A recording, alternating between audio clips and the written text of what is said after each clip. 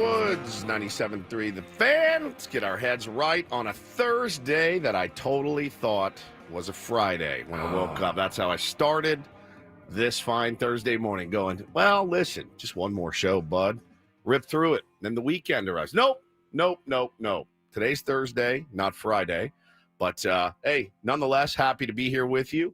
Very, very lucky to have this gig and be with these people every single day. We are Ben and Woods. I'm Woodsy. That is Paul Reindl. He is the executive producer of the program. Good morning, Paulie. Hey, how are you? Doing great. And Ben Higgins, your friendly neighborhood sports anchor, joins us as well. Good morning, Benjamin. Good morning to you as well. And I'm smiling because I see Padre Bod in our chat say, my favorite 20 minutes in sports radio. I like it too. Foreplay. I love it too. And we have no idea where it's going. Really, any day. Really, most days we don't. It's very much fly by the seat of your pants.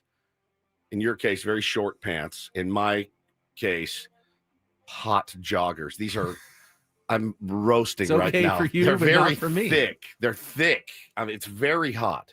These are very hot. They're very cozy. It was very cold this morning. It was cold this morning, and it's usually cold in here, and now it's not. And I'm vested up like Marty McFly. And so I'm like, all right, I'm a little warm with a long sleeve shirt underneath. Like, I just can't get it right, man. I can't find the equilibrium of what I need right now. But yeah, these the joggers are real nice, but they're toasty. iPhone says 52 degrees outside where we're at, so that's getting cold. That's a little nipply here for San Diego. I'll give you that. Paulie, how's everything with you, pal? Everything's good. I was also cold this morning. I did take drove the electric scooter into work. It's great. Can get here real quick. No gas. Leave the car in the garage. But man, I got not very far without realizing, it is getting cold at this time of morning. 5 o'clock. I'm like, I don't know how many more trips I have for the foreseeable future. The wind just whipping on your face. I can get a full face helmet we with can a get visor. him one of those ski masks and mufflers to wear to work. Yeah, just the full ski cover. And then I just went skiing last year and I wore one of those. And you forget how much saliva is expended when you get up to the lift and it kind of takes a minute to ski up to the lift. So you're breathing heavy. Short on breath already. You're short on breath and the altitude's insane. Yeah. And then you start to get that red rash from the spit and the cold around your mouth. You're like, this is terrible. Why do I do this? I'm freezing cold. I'm in danger of breaking my neck at any second. But yeah, you need one of those, like the ski masks. But no, I think, listen, I think the spirits in our room certainly this morning are high. The weird thing about this gig is that we spent 72 hours straight talking about the departure of Mike Schilt. And I get to Little League last night to watch Bo's practice. And sitting there talking to one of the dads, and he's just me and him. Hey, so what really happened? Give him my whole spiel. The spiel that the Padres sent over via fax for me to read, the official statement. So I give him the spiel. I pull up the crumpled piece of paper with the message from Eric Grupner and John Seidler and AJ Preller, and I read it to him. And then I crumble it up. I put it back in my pocket. Then the next. Hey, Woodsy, here are copy points. Copy points for. Read verbatim. Remember, say retire. Emphatically, in bold, he retired. Okay, all right. You guys own me, right? I'll do it. You want those checks to keep coming, you read this letter. So I read the facts to him. And then we're watching, and then one of the other dads shows up. So what happened with Shilty? So I take the letter out again, uncrumple it, read it to him, crumple it back up, put it in. Then my friends, the Bandacks, show up, Kelly and Nick. Nick says, hey, so what's up with Shilty? I'm like, hang on, I'm going to get this letter out again. And I read it again. And then our buddy Kevin Cooper shows up. He's the last one there. What happened with Schilt, bro? So I get the letter out again, read it again. It's the thing is like, when I leave here, I kind of want it to be over. It never is. It's never over. It consumes you. So 72-hour news cycle for Shilty's departure. And I woke up this morning with this dread. So I literally, first thing I did was I opened up Twitter and then The Athletic and was like, anything? Nothing? Okay. All right. Now we can go have some fun again. now we can go have some fun again in the Ben and Wood studio. So that's pot roast turned out great that I made yesterday. Probably the best. How were the parent-teacher conferences? Man, I got to tell you, it was incredible. And when we were kids, I don't ever remember being in the conference with my parents. I don't think they did that. My parents went, and we would went, and we would go home early, or like we shoot baskets until they're done, and then they would walk out, and my dad would just be shaking his head. My mom would have be dabbing at her eye with a tissue. Oh, my parents, your parents elated, yeah, exactly, Paulie. I feel like I remember different parent-teacher conferences. No, I remember like being off early from school and not having to go to any of them. And I also feel like I remember sitting there for some of them. So maybe being in there, maybe one part of the year you were there with your parent and having a meeting, and then the other time it was just them. That's open house night. That open house night is when everybody comes up. This is our art. Artwork on the wall. Here's our art bucket. Here's our think tank, whatever it is. Those are both like beginning of the year type. Yeah, open house is like a few weeks in after you've got a chance to get a few projects done, get them on the walls, and then you invite the parents. It's usually like 6 o'clock at night. Yeah, and then conferences are like a couple weeks after that. Very exciting to go to school late at night. So they do it different now.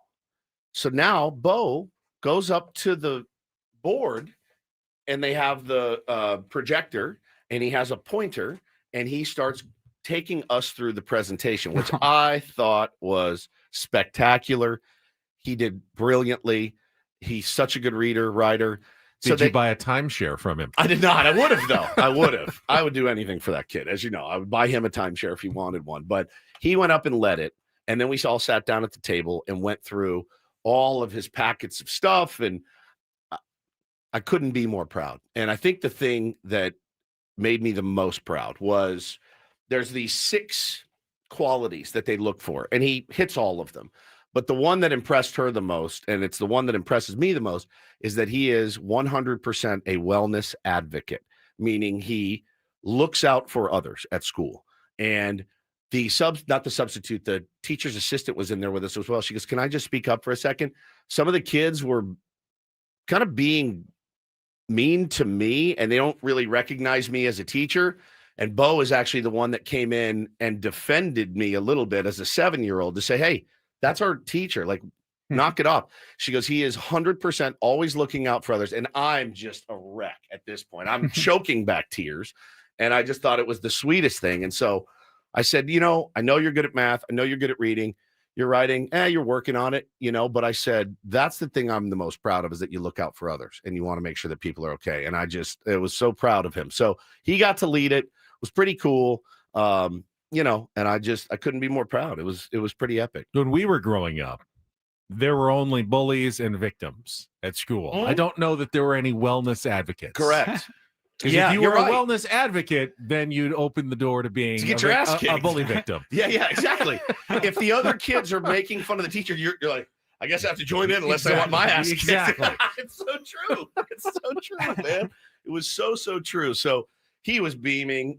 He's a good kid, man. He is. Both of them are really, really good kids. But I just was very impressed with that. And I love how they do it. And one thing I noticed, man, and I think some parents can probably appreciate this as well. Hey, man, school, don't tell your kids this. School is way harder now than it was back in the 70s and 80s. And I mean way harder. We just had to memorize a bunch of stuff. Math, we just memorized it like 4 + 2 is 6. 6 + 4 is 10. 10 + 2 is 12. Tables. This is now, it's like, not only do you have to figure this out, you need to write an essay and do a piece of art that tells you how you got there. I'm not joking. He was showing me his math, and I'm like, here you go. I don't follow. Common Core or whatever they call it. I don't get how they do math. I said, I don't follow this. And like, when he gets into more advanced math, I'm going to be like, enjoy the Kumon Learning Center, because I'm not going to be able to help you. Yeah, algebra won't be like algebra that you maybe don't remember entirely, but if you take a few minutes, you're like, okay, I kind of remember how this works. Geometry. It's a whole new language now. It's a whole new world, Paulie. And they don't really do grades anymore. It's like proficient. Proficient is like A, and then I can't remember. Satisfactory. Not even satisfactory. It's even gentler language now, but you know, on the right track. Yeah, on the right track. Absolutely screwed. AS for certain things, but tries his hardest. It was really it's special, dude. And you watch, you know, you look and you go, this is how you act when you're away from home.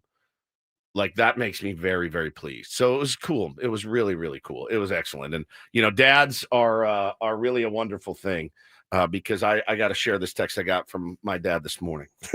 So I had the opportunity yesterday, and we're going to play some of it for you on the show today.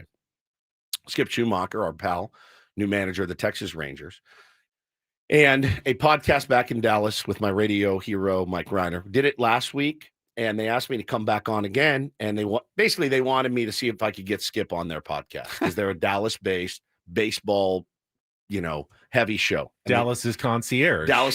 So now Stephen Woods. So I said, sure. Reiner, literally, if you need me to fly in and wash your car, I would do it. I owe everything to that guy. So I said, I can do it. And I texted Skip and he goes, yeah, I'll do it. So I set the whole thing up and I said, okay, I'm happy to make the introduction. And Reiner goes, no, we want you on there. And I go, oh God. So it's me, Reiner, and Skip on this podcast, it was a dream. It was like 45 minutes.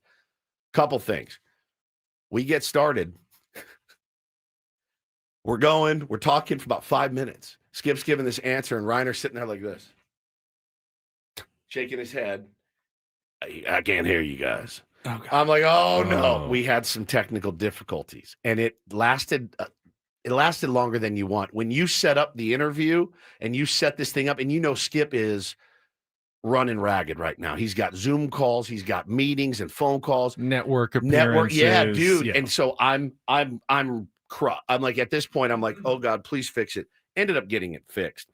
So it was a pretty cool moment for me. So I found the clip and I emailed it to my dad this morning. I texted my dad and I go, "Hey Pops, just wanted to tell you I emailed you my podcast that I just did with Reiner and Skip Shoemaker." And he writes back this, and you read into this for me. He goes, "Great, I'll listen." And that's all he said. Great, I'll listen.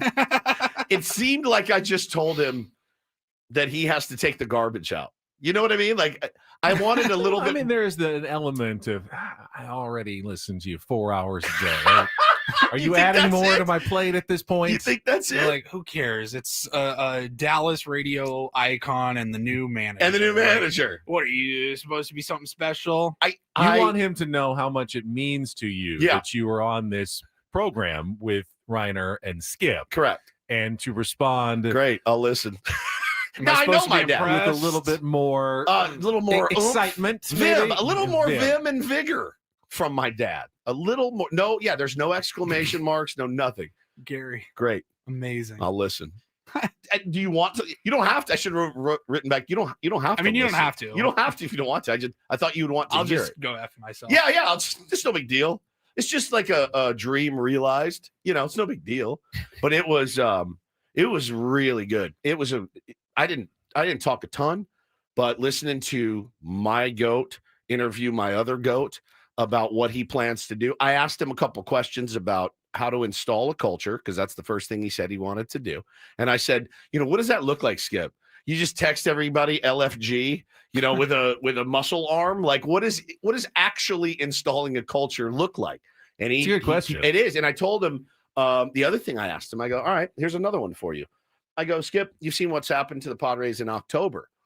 How do you train for October? You can't, can you? And he goes, actually, I have an answer for you. So I'll explain it later. We're going to play some of the podcasts. He had really nice things to say about our show. Of course, that's what we're going to play to make us look good. Yeah, you want the actual stuff. Yeah, you want the good listen stuff. Listen. It's on we can tweet out the link or whatever. It's really, it was really fun and great. Thanks. Great. Thanks. I'll listen. He was a really sharp guy, as you know. I don't think it will come to much of a surprise to tier ones that there have been a few texts exchanged between the three of us over the last couple of days, lamenting the fact that Mike Shildt stepped away just, days, hours after Skip Schumacher was hired as the manager of the Texas Rangers. It was tough. felt like there was a legitimate chance that Skip could have ended up back in San Diego. Whether that, like, what realistically, he press conference for Skip was Friday morning, I believe, last week, and then Monday at 9 a.m. So, but Saturday is when Schulte apparently made his decision or told everybody about it. So, had he said it on Thursday to AJ could have started reaching out, before that. I don't know that he wanted to, and we don't need to go down and write an alternate history of what could have been. But I've become, I hope, self-aware enough that in the last couple of days, I don't know that we might have become insufferable. If Skip was the manager of the Padres, knowing that he is a giant listener of our show every day, and he's a friend now, I don't even know how we'd handle it. It would be hard for us to be as objective as we need to be. Yeah. What would we have him on every day? I feel like the audience would be split. The audience would be split. Like half of you would think, oh, these guys know exactly what they're talking about. And I know that they know what they're talking about because I know they got it directly from the manager. Right. The other half would think, you guys you have lost all credibility. Yeah. You're that's your homie. And like WJ says, you're too close to it. Yeah. You're right. Like, it would be hard. But here's the thing. It would be hard to rip him. But I also know the kind of person he is. He would not care. We talked about it yesterday, that it's part of the gig. Like, it's to be questioned is a part of the manager's gig. So we talked a lot about that when we say something, we're not doing it in a completely unsupported, idiotic way. If we have some criticism, that maybe there's some valid points there, and Skip's, self-aware enough that he understands that and would be okay with it. Still, I do feel like it would have put us all in a bit of a tough situation. It's like hiring your kid to, you hire your kid to do this hugely important job. A job in which you get hired to get fired. Yeah, exactly. And like, how do you fire your own kid? I mean, there's been GMs that have traded their own children away. It's happened before in Major League. How do you pull the trigger on that and be like, no, it could be, this is actually a way better opportunity. I'm actually doing my kid a solid. But again, come on into my office. I'm trading you to the Orioles. You know what I mean? You're like, Dad, what? Pack your ass. Pack your stuff, dude. Pack your stuff. So I think the objectivity would have been tough. But, it's more than just admiring him for his managerial skills or his personality or because he likes our show. He's a great human. And I've texted. We were talking about it. He and I have texted so much over the years. And I texted him after and told him how much I value his friendship because I've leaned on him for tons of baseball stuff. I've leaned on him for parental advice. I've leaned on him for marital advice. I've leaned on him because I admire the dude as a human, as a man, as a father, as a husband. And he's somebody I look up to. Not really, because he's like a foot shorter than me, but it's the only thing I have on him is height and hair. That's it. Because I was on a podcast with him yesterday, looking at him the whole time going, how hard has life been for you? I realize you're a little bit shorter than you want it to be, but you're a big leaguer. Look at yourself. He was like doing stuff with his arms and his big ass bicep. I was like, you know what? F you, dude. But he was wearing his Ben and Wood shirt. It was the coolest thing. And to be there with my goat, Reiner, was it was amazing. It was a full circle moment. All those muscles, I'm sure, make your shirts very clingy and might be uncomfortable at times. Like tight. Yeah. Like you tight. try on a new shirt, and you're like, God dang it, this one doesn't fit either. Yeah, it must be difficult for him at times. So here's the other thing, man, is I don't think it would have worked out here. Not worked out like he couldn't have done a good job. You got to remember where he was the last year he wasn't being groomed for the manager, but he was around those guys. So he has that intimate knowledge of what that team's about, what happened with them last year, their kind of meltdown. And now he gets to go in there with a year under, much like Schilt did here. He had that time here, a little buffer. And so I think that was always going to be the gig for him when Boch ended up leaving. So it was really cool. And you guys can find it. It's under Your Dark Companion on YouTube. But we'll play some of it though. Or my dad can just send it to you if he doesn't want to listen. Great, I'll listen. How long did you go about? The whole podcast is 51 minutes. 51 minutes. And it was cool. We talked about a lot of stuff. We talked about the Padres. I brought it up to him while I had him, and asked him, hey, how do you fix kind of what's going on here? I asked him about Manny and Tatis. He had some nice things to say about them as he knows them both very well. I believe Fernando Tatis Jr. is his favorite player in baseball. So for all he's a diva, he's unmanageable. Skip Schumacher, who's one of the most together, foot on the ground guys, is like, he's my favorite player. Well, now those people are like, great, trade him to Texas. Yeah, exactly. See how that works out for you. But it was really, really cool and special. I've been wanting to get him on, but it was weird with the news here in San Diego on Monday. Correct. Because we had to, you got to wait until Skip does his press conference and all that media and everything. You got to wait for that to happen first, which was Friday of last week. Yeah. And then 9 a.m. Monday, we find out Schulte is out, and we're going, okay, well, feels a little bit weird to get like Skip Schumacher on the next day. So how's it going? What's how far is Surprise from? About 15 minutes. We'll see him. We'll see him in spring training for sure. Oh, very close. 100%. We'll definitely pop on over and say hello and surprise Take him to PF Chang's. Yes. KG says, what a skip. No, I saw some random guy from Twitter say Tatis was toxic. Clearly, we know who to believe. Exactly. That's kind of it, because that's why I wanted to bring it up to him. And he talked about Manny. He talked about penciling a guy in for 160 games a year, but he was spectacular. I think he's going to do a great job there. And I said, well, we'll be eagerly awaiting our merchandise, and we'd be happy to rep the Texas Rangers as our AL team until he is gone. I still have the Miami Marlins hat he sent us in my closet. I don't really wear it, but I have my son wore it damn near every day. And I told him that on the podcast. I said, you get him some new gear and he'll start repping that stuff too. He's a great guy. It does remind me of something I was thinking about yesterday. When the Padres do name a new manager, whoever it is, are we going to try to go out to dinner with them at spring training? You don't want to go? I don't even want to talk to them. Are you sure it's not worth another effort? Nah. Just one more time? I don't want to meet him. I don't even want to talk to them. Does it change if we know this person or don't know this person? If it's somebody outside of the organization, never met him, would you want to get dinner and get to know them that way? We've tried it both ways, with the new managers. We've given guys their space, like Bob. We've tried to get to know him like Schulte. Clearly, we have no earthly idea what we're doing. It doesn't matter. Zero. Yeah. It doesn't really matter. This show, whatever decision we make will be the wrong one. Maybe we just, when they sit down with us at spring training on the show, we just give them like $100 DoorDash gift card. Be like, hey, dinner's on us. Dinner's on us. But do whatever you want. You don't have to go with us, though. But you don't have to go. I don't know what to do, actually. And we'll see. We'll see who it is. There's a couple of candidates' names floating around there. We've talked about them this week. We'll probably talk about them some more. I wish that they would make a decision like today so that we can move on. It's not going to happen. We know that it's going to be a minute. But yeah, it was cool. I just put the link in the chat for you guys if you want to watch it, but he was really impressive. We'll play some of it later and get this thing going. Carlos says, switch it up. Take the new manager to explicit. That would be uncomfortable. Not for me. It would be uncomfortable for him. And me. He talked about, this is a funny story.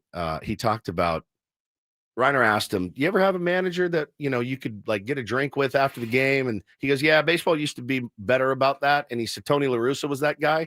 And he goes, me as a role player and a bench player, he goes, I made sure I was in the hotel bar after the game. And he goes, I would sit there and Tony he liked to have a couple after the game, which we know. I can see that. Well documented. We know. And he would have all these cocktail napkins, and he's making the lineup on the cocktail napkin and for the next day. And Skip would come up and he'd be like, oh, I guess I'm not in there. He's like, well, no, you're a terrible baseball player. Why would I put you in the lineup? And just breaking balls and stuff. Like, that's the stuff I live for. I can't get enough of. He goes, I did like something to the effect of like, I did find if I was down there and he saw me, he'd be like, oh yeah, Schumacher's on it. We'll get him some swings tomorrow against so-and-so. But it was really cool. Hope you guys listen. It was great. All right, let's take our first time out. When we come back, I'll set the menu. We can talk about last night's series flipping game in the ALCS. Unreal. It seems like the road team's dominating so far in both series. Will that trend continue? We got 2 games today. It will not continue. Is my bold proclamation, Ben. Probably a pretty good expectation. We'll get to all of that coming up next. First time out, first traffic with Kelly Danick, all coming up on San Diego's #1 sports station, 97.3 The Fan. But speaking of the right thing to do if you have a family and you have not done so yet is to make sure your estate documents in order. And the easy way to do that is by going to trustandwill.com.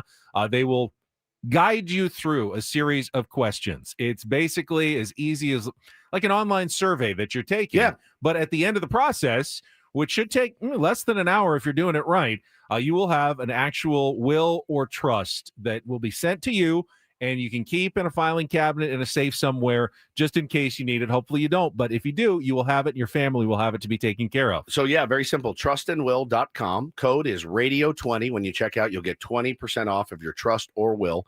And, man, again, these guys know what they're doing, and they make it very, very simple for you. So, trustandwill.com. Code is radio20. Do it today.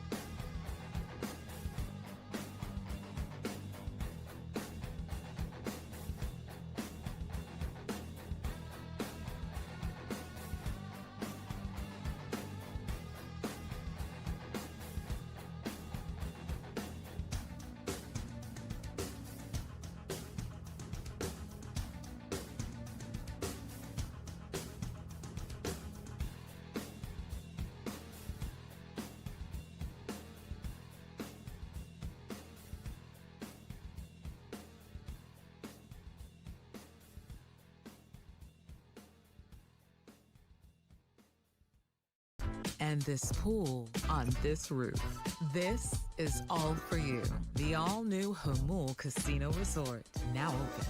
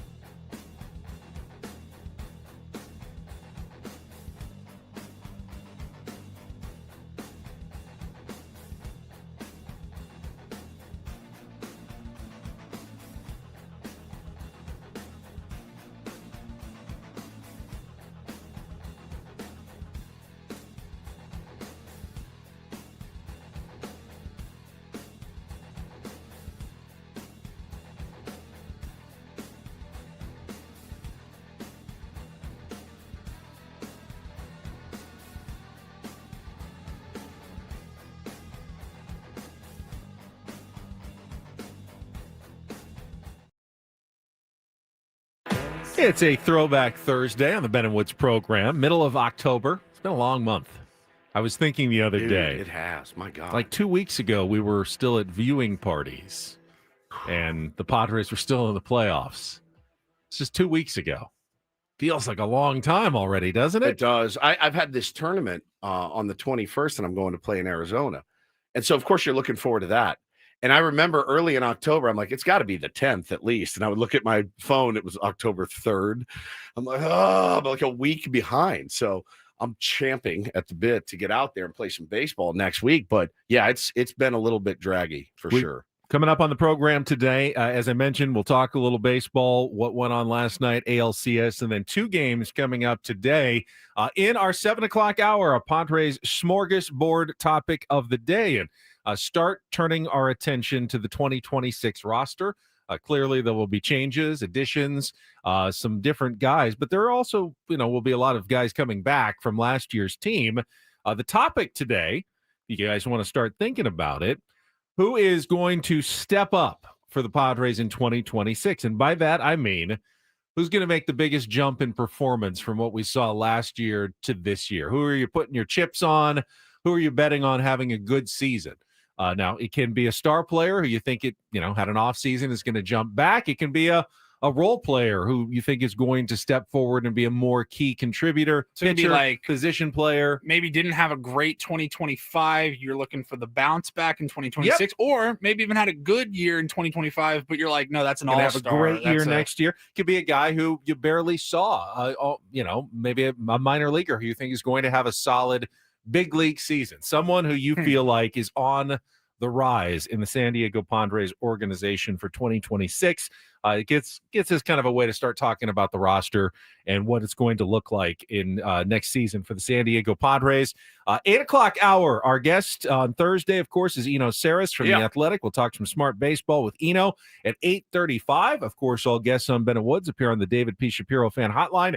Facing criminal charges, trust David P. Shapiro criminal defense attorneys, helping clients regain control since 2010. Visit davidpshapirolaw.com. And then in our 9 o'clock hour, we'll have some of our weekly segments, including the Reindl Report and our NFL Threesome, as we start taking a look ahead to week 6 of the NFL season.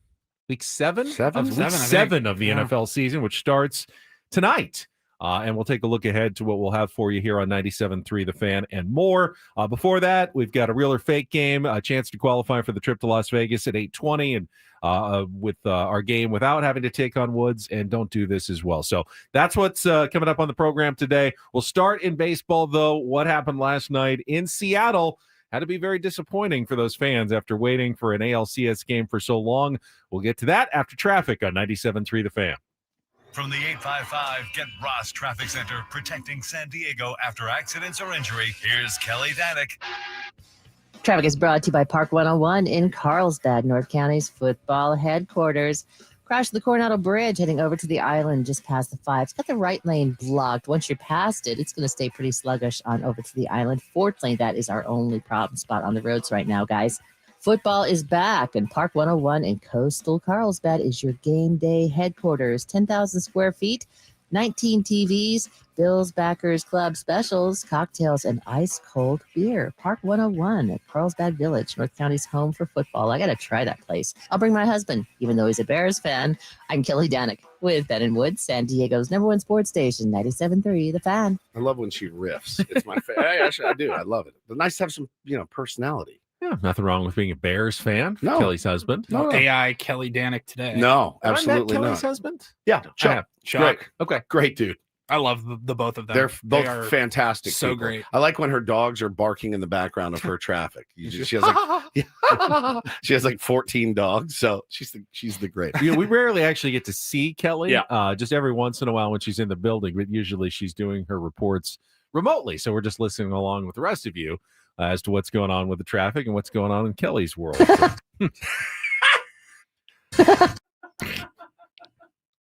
So last night, game 3 of the American League Championship Series, and it felt like after the first inning, it was on the verge of being over. Yeah. After Seattle had won the first 2 games in Toronto, and they come back to this insane crowd at T-Mobile Park. Was rocking. And made me so sad. Julio Rodriguez hits a 2-run home run off Shane Bieber. And you just get the sense, oh, okay, so this is just going to be a sweep. And Seattle is going to cruise to their first World Series appearance ever. There's just nothing that's going to stop them. They're just that it team right now. And they're riding this momentum all the way to the Fall Classic. And then baseball happens. Get to the third inning. Bieber settles down. Really big for him to come back in the second inning. Struck out the side. Yep. Still 2-0. You get to the third. Bottom of the order coming up. You know, Kirby's been really good so far in the postseason. You're not really that worried. Get a runner on, and the number 9 hitter, Andres Jimenez, comes up. And I think this is very interesting based on everything we talked about in the Padres-Cubs series with Mike Schilt's managerial style. Andres Jimenez said after the game he was probably looking to lay down a bunt there, move the runner over, and, you know, try to get Toronto some momentum, get him a runner in scoring position and an opportunity to at least get on the board. Get the, top of the order back up, chance to get a single.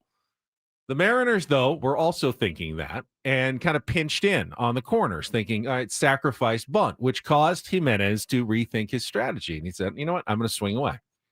And he did. And he hit a 2-run home run that now feels like could have been a turning point in the entire postseason for the Toronto Blue Jays, because he tied the game. And from that point on, I think the Blue Jays scored, 13 unanswered runs before the Mariners scored again. 13, I think. 13-4 was your final last night. The Blue Jays hit 5 home runs. And, did the podcast, as I told you yesterday, and I did ask Skip Schumacher about what it takes to win in October. And again, he said, it's slug. Woodsy, it's slug. And it's not the answer you want to hear, right now, based on what you guys have gone through the last 2 postseasons. But he said slug wins in the playoffs. And I mean, look, when you get slug from your 9-hole hitter who originally thought, oh, maybe I should get one down. Nah, I'm actually just going to swing away, sit heater or whatever. I mean, Kirby, who is a fantastic pitcher, Ben, just didn't have it. He didn't have it. The breaking stuff was not breaking. Oh, it was breaking. It was breaking right down the middle of the plate. He was leaving everything middle. They pounded him. And those guys are too good of hitters to miss that many mistakes. So slugging wins again in the postseason. 5 home runs from the Toronto Blue Jays, and they are right back in this. And it's just wild how that momentum shifts. Talk about the immense amount of pressure they had to win that game. Now they're feeling so much better. Hey, we just beat one of your best arms, and not only did we beat him, we beat the crap out of that guy. We drubbed that guy out of off the mound in the 4 innings, and that was it. Yeah, 4 innings, 8 hits, 8 earned runs, 2 walks, 4 strikeouts. A lot of questions about why Dan Wilson left him in so long. This is a playoff game. You may be up 2-0, but you can't just necessarily punt. I mean, you didn't get innings, you didn't get a performance out of him. You have a bullpen. You didn't go to it earlier. Maybe it'll come back and, be the right decision. You don't want to torch your bullpen even more in a lost cause, and maybe they were never coming back in that game. But it was definitely something you heard a lot of people saying, like, why is Kirby still in there to give up all these runs? Yeah, I don't know the logic behind that other than I don't know the logic behind it. Other than, like, we need to try to let him settle in because, again, Shane Bieber gives up the home run in the first inning and you're down 2-0. Once they tie it, you're like, okay, it's a 0-0 game. But, man, it just spiraled from there on him. And this series now has gotten interesting. And I think it's, unfortunately, I think it's going to be the only series in the CS that's going to be interesting. I don't know because today's game has the feeling to me of the same decision that the Padres made in Game 3 of the wild card series to pitch Yu Darvish, the veteran, who had a spotty, uneven injuries and then a spotty return. And the Blue Jays are going to go the same direction with the veteran Max Scherzer getting the start. I'd assume a short leash, but I don't think they know what they're going to get. They're hoping. That's why they left Kirby in last night. They're crossing. Wait, no, that's the wrong team. Yeah. Scherzer, yeah, short leash, just like you. Like, he hasn't been phenomenal this year at all. He's not Max Scherzer. Like, when they tweeted out, he had a couple of good starts, like you had a couple of good starts. Yeah. but you can't be confident if you're the Blue Jays of what you're going to get from Max Scherzer. Who's throwing for Luis Seattle? Castillo. Castillo. Okay. La Piedra. The Rock. That swings it in their favor. This feels like, I don't want to say it's a must-win game for Seattle because they're still 2-2 if they lose, but you want to win this one. You want to take control. You don't want to let the Blue Jays off the mat. You gave them the one. It's fine. You go and win the series in 5. This is the game where the Seattle Mariners want to bounce back, get a solid pitching performance from Luis Castillo, a guy they trust, Knockout against a guy Scherzer that the Blue Jays can't possibly trust in this matchup today in Max Scherzer. But again, the other series that will continue tonight, I don't know that this is going to be much of a series, to be honest with you. I just don't see. The Dodgers have rounded into form and look like that 120 win team that everybody predicted they would be. And I mean, how do they even compete against this team right now? It's not happening. So I like that the Blue Jays won, keeps it interesting. I want as many baseball games as possible over the next few weeks, but I think this one's going to be wrapped up here pretty soon. The Brewers, I don't believe, have even named a Quintana, pitcher. isn't it? Did they name him? I still have a TBD on the ESPN site that I was looking at. It will be Tyler Glass now for Game 3. Yeah, undecided. Which is interesting. Dave Roberts made that announcement before Game 2. Because, Ohtani he's fresh. He could have pitched in Game 1 or 2, but they pushed him back to Game 4, presumably because they don't want him to pitch twice in the series. If it went to 7, it's not going 7, but if it did, you'd have Snell and Yamamoto and Glasnow all pitching twice in the series, and Ohtani would just get the one middle game in Game 4. Makes a lot of sense since he's already going to be in every game and hitting. I don't know that you want him pitching twice in the series. So I do think that has a certain amount of logic for what Dave Roberts is doing with his starting rotation. So Glasnow today, that'll be the early game, 3:08 p.m. on TBS. And then they push the other game back 30 minutes or so, 5:33 on FS1 for the Blue Jays and the Mariners. Might be a little overlap there at the end. First game probably won't be over by the time the second game starts. That's because I think both games are on the west side of the country. Yeah. You couldn't go too early, but you can't go too late for the East Coast. So that's the compromise they made for television today. That's a crazy story yesterday that I did not realize. And it was apparently a big deal that Shohei Ohtani hit batting practice on the field. I didn't know that he doesn't do that. Did you know that? I did not either. That's a big deal. He walked out and they had like his mute. He comes out to like Michael Bublé, which is like perfect for him, right?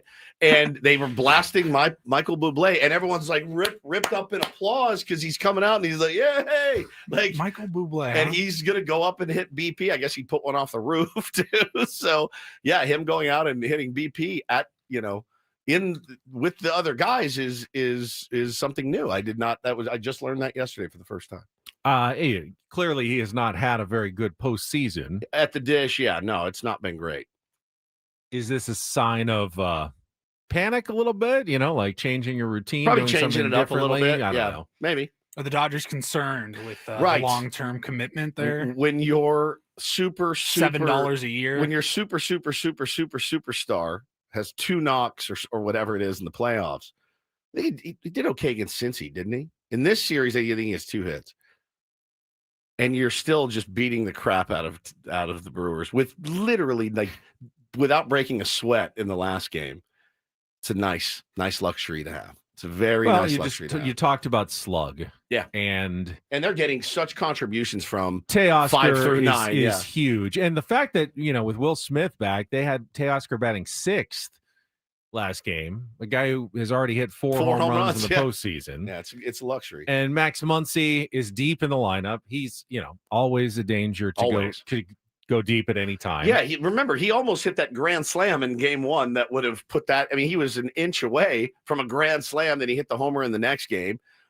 He is such an elite playoff performer. He's got the most home runs in Dodger history in the playoffs, I think, with 14. So, yeah, I mean. And then there's the playoff magic bullet in Kike Hernandez. Well, and then there's Tommy Edman, who's batting like 400 in the playoffs, who's just as solid as it gets. So, look, I said it yesterday. I stand by it. Yes, they spend money. Of course they spend money. Yes, they do things that make you go, oh, this doesn't feel right. But not only do they spend the most money, they're also better and they're also smarter with the way they do it. I was talking to some dudes last night about it, and one of the guys is a Philly fan, so it's raw for him. And he said, they got to change something. I go, they got to change something in baseball. I go, like what? What are they going to change? Well, salary cap of this. And I go, look, at the end of the day, they spend a buttload of money.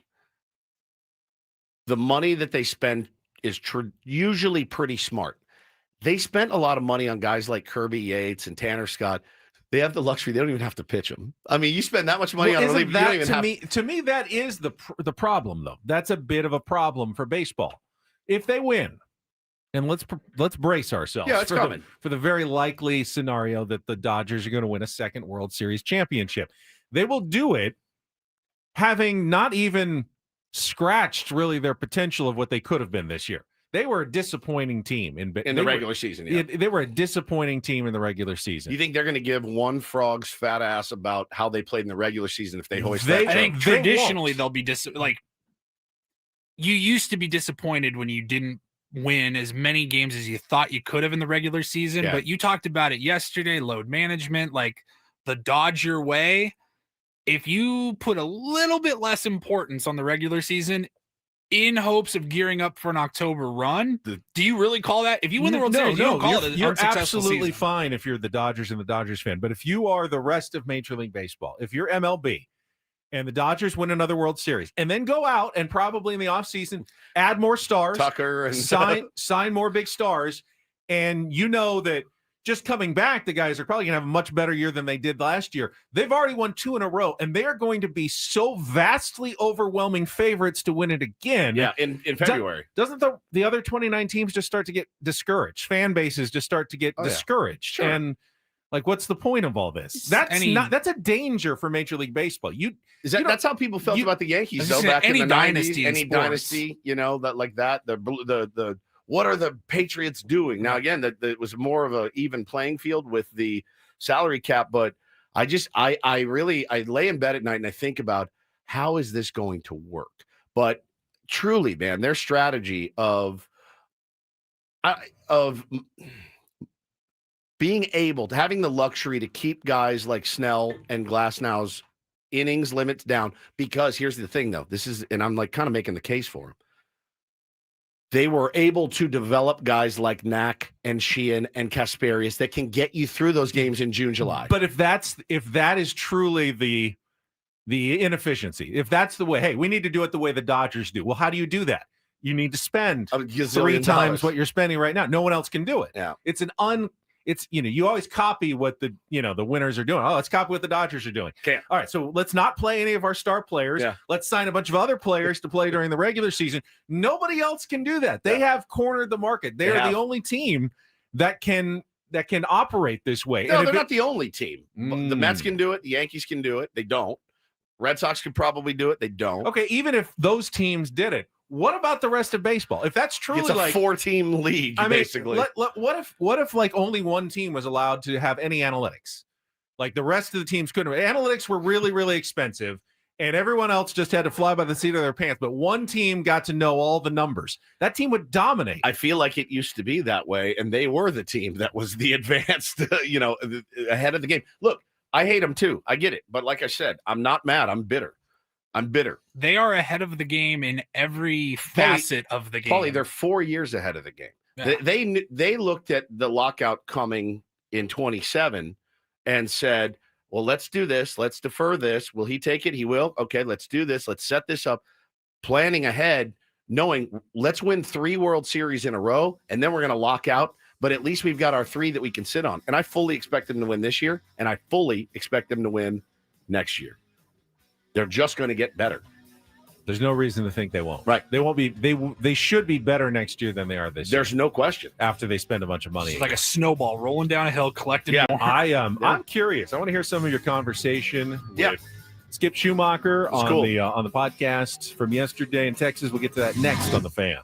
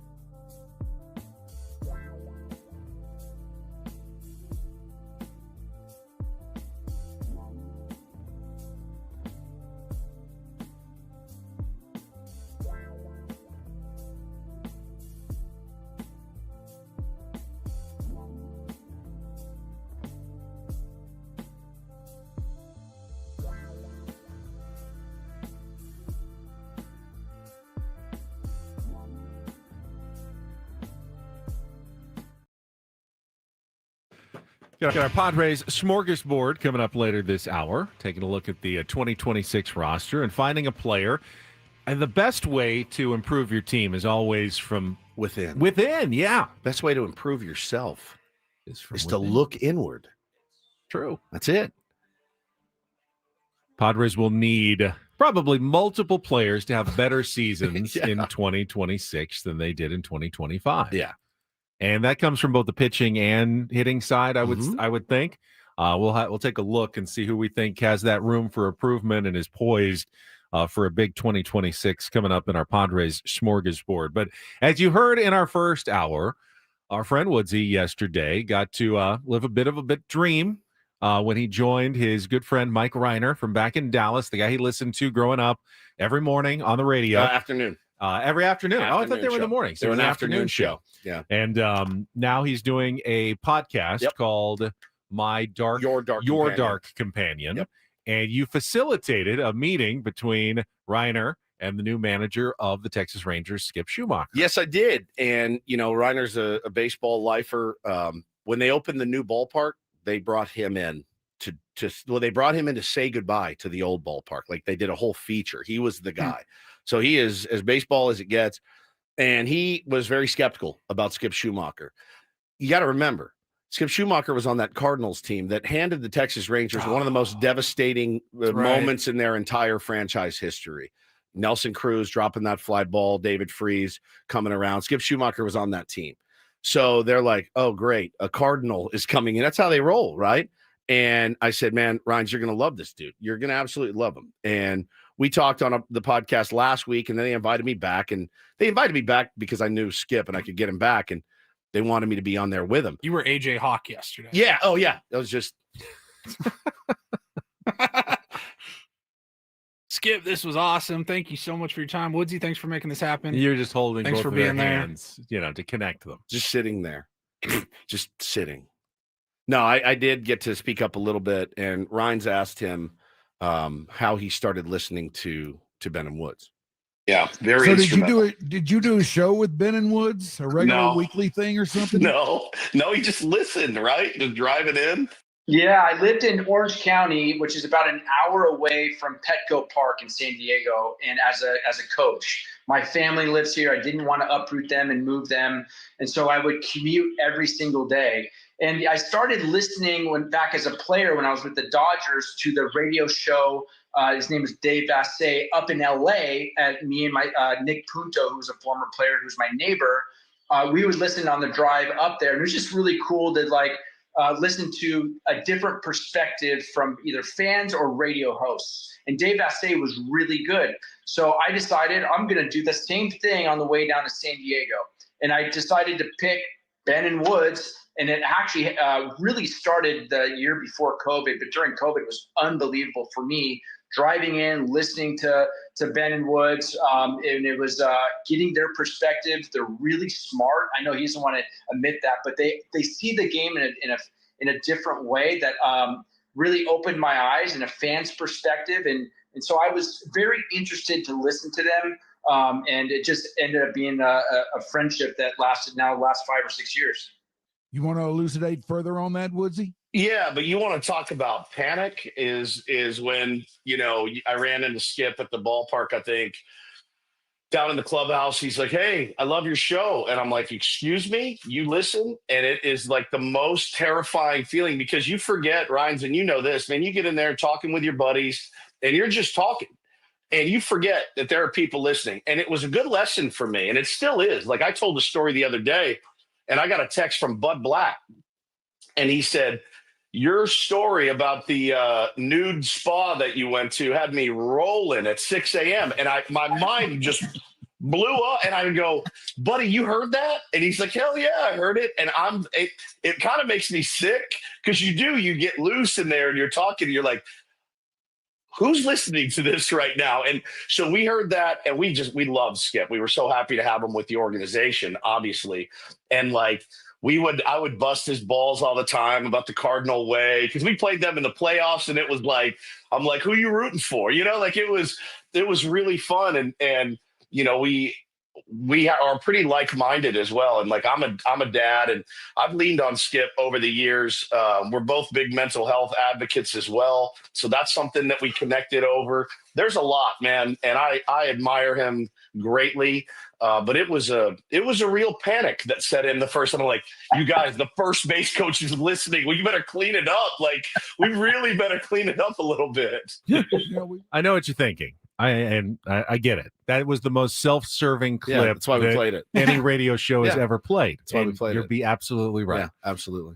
That's how the game's played. That's how the game's played. That's what you do. You gotta pump yourself up. Nobody else is going to. All right. Kidding me? I'm clipping that part right now. Post it on and posting Instagram. it. Yeah, Tell 100%. Paulie, make sure everybody knows how smart we are. Yeah, I mean, we need a promo. Ben and Woods. They're the smartest. They're the smartest people. Yeah, it's great. They know baseball so well. Their perspective is phenomenal on the sport of baseball. I asked him, I do wonder too, like if you're a player, would you ever listen to this show or really any other show? I don't think I would. I don't think I could handle it. Like I don't go searching for my name or anything. It says a lot about Skip that he actually made the conscious decision that I want to do this. I want to do this because you find that the people who tend to be, the right kind of people are willing to listen to people who disagree with them, that challenge them. It's not simply an echo chamber all the time. And you get in an echo chamber and all you hear are people who agree with you and, oh, yeah, that's a great idea. And you don't hear the other perspectives. It's a dangerous road to go down. I mean, I had a guy yesterday, I was going back and forth with him about Tatis, and he said, this is why people think you're petulant. And I wrote, yeah, I know I'm petulant. I know I am. And I said, I have many faults. I absolutely do. I need to hear that sometimes. I need to be able to, living in an echo chamber it's fun sometimes. It's great. Sometimes you need it. Sometimes you need people around you telling you, no, you guys are on the right track. But you also need that guy that let me know this is why people think you're petulant, because you act like a petulant child. And I go, it hit me. And I got mad for a second. I go, no, he's right. He's absolutely right. And I said, no, you're right. I absolutely am and can be. But I'm working on it, totally working on it. It's a hard line, too, because when you're arguing on Twitter, if you and I are having a debate, when you're arguing on Twitter, there's a lot of nuance lost and a lot of sarcasm is gone. And you try to make your point without being a jerk. And then they start being a jerk, and then you have to be a jerk back. Well, then guess who's the petulant baby? But as a radio host, too, I also like to engage in debates. I'd be better served if I never went on Twitter, 100%. I'd be better served if I didn't. But I enjoy being available. I enjoy being willing to have a conversation. I don't admit I'm wrong very much on there. I'll be honest with you, because I feel like if I go to Twitter and put it up there, I'm putting my stamp on it. It's not one of those things where I go, all right, I see your point. Like if you're telling me Tatis sucks, I'm going to tell you he's not. And I'm going to give you evidence not to. And if that makes me petulant, I thought I was just trying to win an argument here, but that's just how it goes. Now, do I feel like Mike Schilt shared the opinion of Skip Schumacher that Ben and Woods were, really smart baseball, radio hosts? I don't know that I think that, but I will say that Mike Schilt, not in an echo chamber, made me better over the last couple of years. Unquestionably. I learned a lot from him. I did too. I had to put so much more thought into conversations and questions. I had to put way more than I should have. And I didn't necessarily like it all the time, because I'm like, why can't we just have a fun conversation and break balls and you can explain, whatever. But it wasn't that way. It just wasn't. And so you have to. He challenged us a few times. 100%. Sometimes I think he was wrong. Yes. Sometimes he was right. Yes. Too. No question. When he challenged us. It's just part of the game. And, that was a different perspective, totally different, opinion than Skip Schumacher. And, there's people out there that don't like this show at all. And that's absolutely fine. You're still listening, which we appreciate. Yeah. But, it's just interesting. And it was nice to hear Skip say that. You obviously are a lot closer with Skip than I am. I've texted him half dozen times. You text him regularly. Yeah. How often would you say you? A couple times a week? Lately, it's been a lot. Yeah. With everything going on. With him, with us, it's been a lot. But we, during the season last year, wasn't very much because he wasn't doing a lot. He was doing a lot, but he wasn't in the spotlight, so to speak. So this year he's going to be the manager. I'm not going to mess with him very much. He's managing a team. There's a lot that goes with that. But yeah, man, we'll certainly go out and see him in spring training. We'll go out and visit with him out there. And certainly do we play the Rangers next year? We go here? out Go there. to Texas, middle of the season, I think in June or so. That could Go to happen Texas, as well. So but no, I mean, look, he would have been a great fit here. There's no question about it. He would have been a great fit for this team. The guys know him. They respect him. He did show me a text that he got from Fernando that said, "I'm so happy for you, Skip. That's amazing. Go kick some ass out there. Wish you were in a different uniform, but he said that's my favorite player in baseball is Fernando Tatis Jr.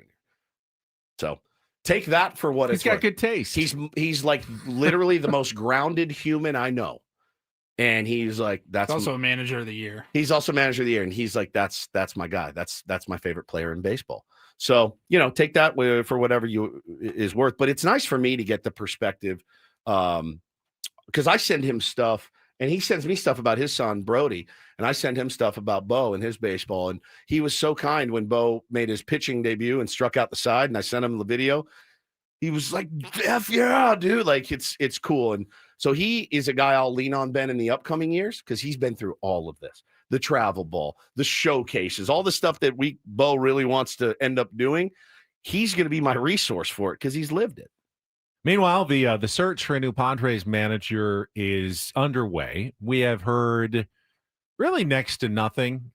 Speculation pretty much is all we've gotten, and that's mostly true of all the open jobs. There's not a lot of chatter. You heard the Angels were interested in Albert Pujols, and now it's come out that the Orioles are also interested in Albert Pujols. The name has certainly been mentioned in connection with the San Diego Padres. Yep. The Dominican heritage and whether that would be a good fit, a guy with that amount of star power and credibility coming into a clubhouse with guys like Manny Machado and Fernando Tatis Jr. There's a certain logic to that the Padres would be interested in Albert Pujols. You can logically connect anyone.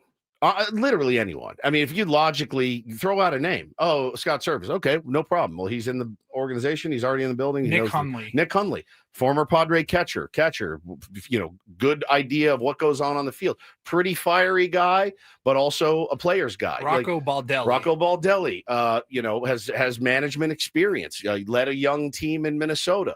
But these are all names that just sort of make sense.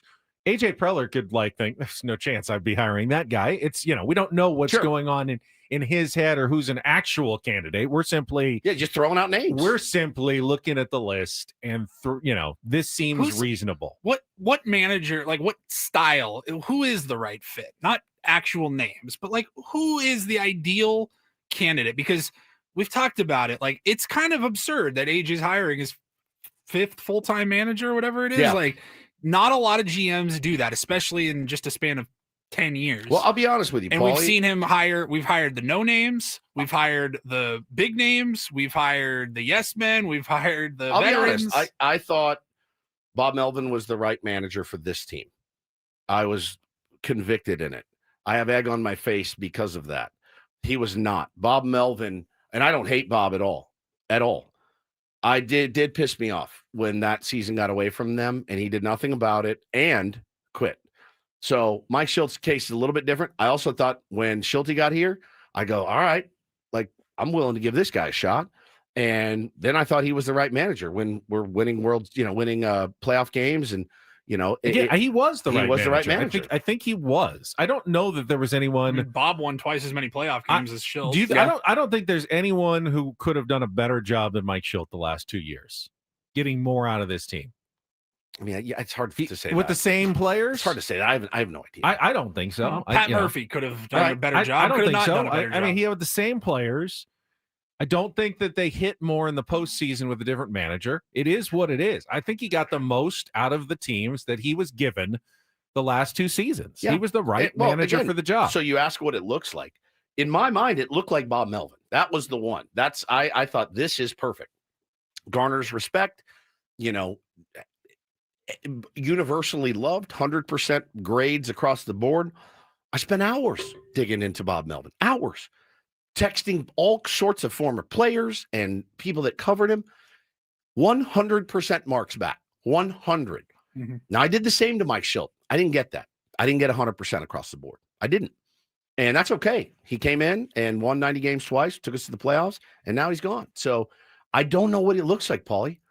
I don't either. We can look back at the hires that AJ has made. And I think there's a certain logic in that. When the Padres were building and filled with, young players who were coming up and weren't expected to be competitive, he went with let's try to find lightning in a bottle, the next big manager, tried with Andy Green, tried with Jace Tingler.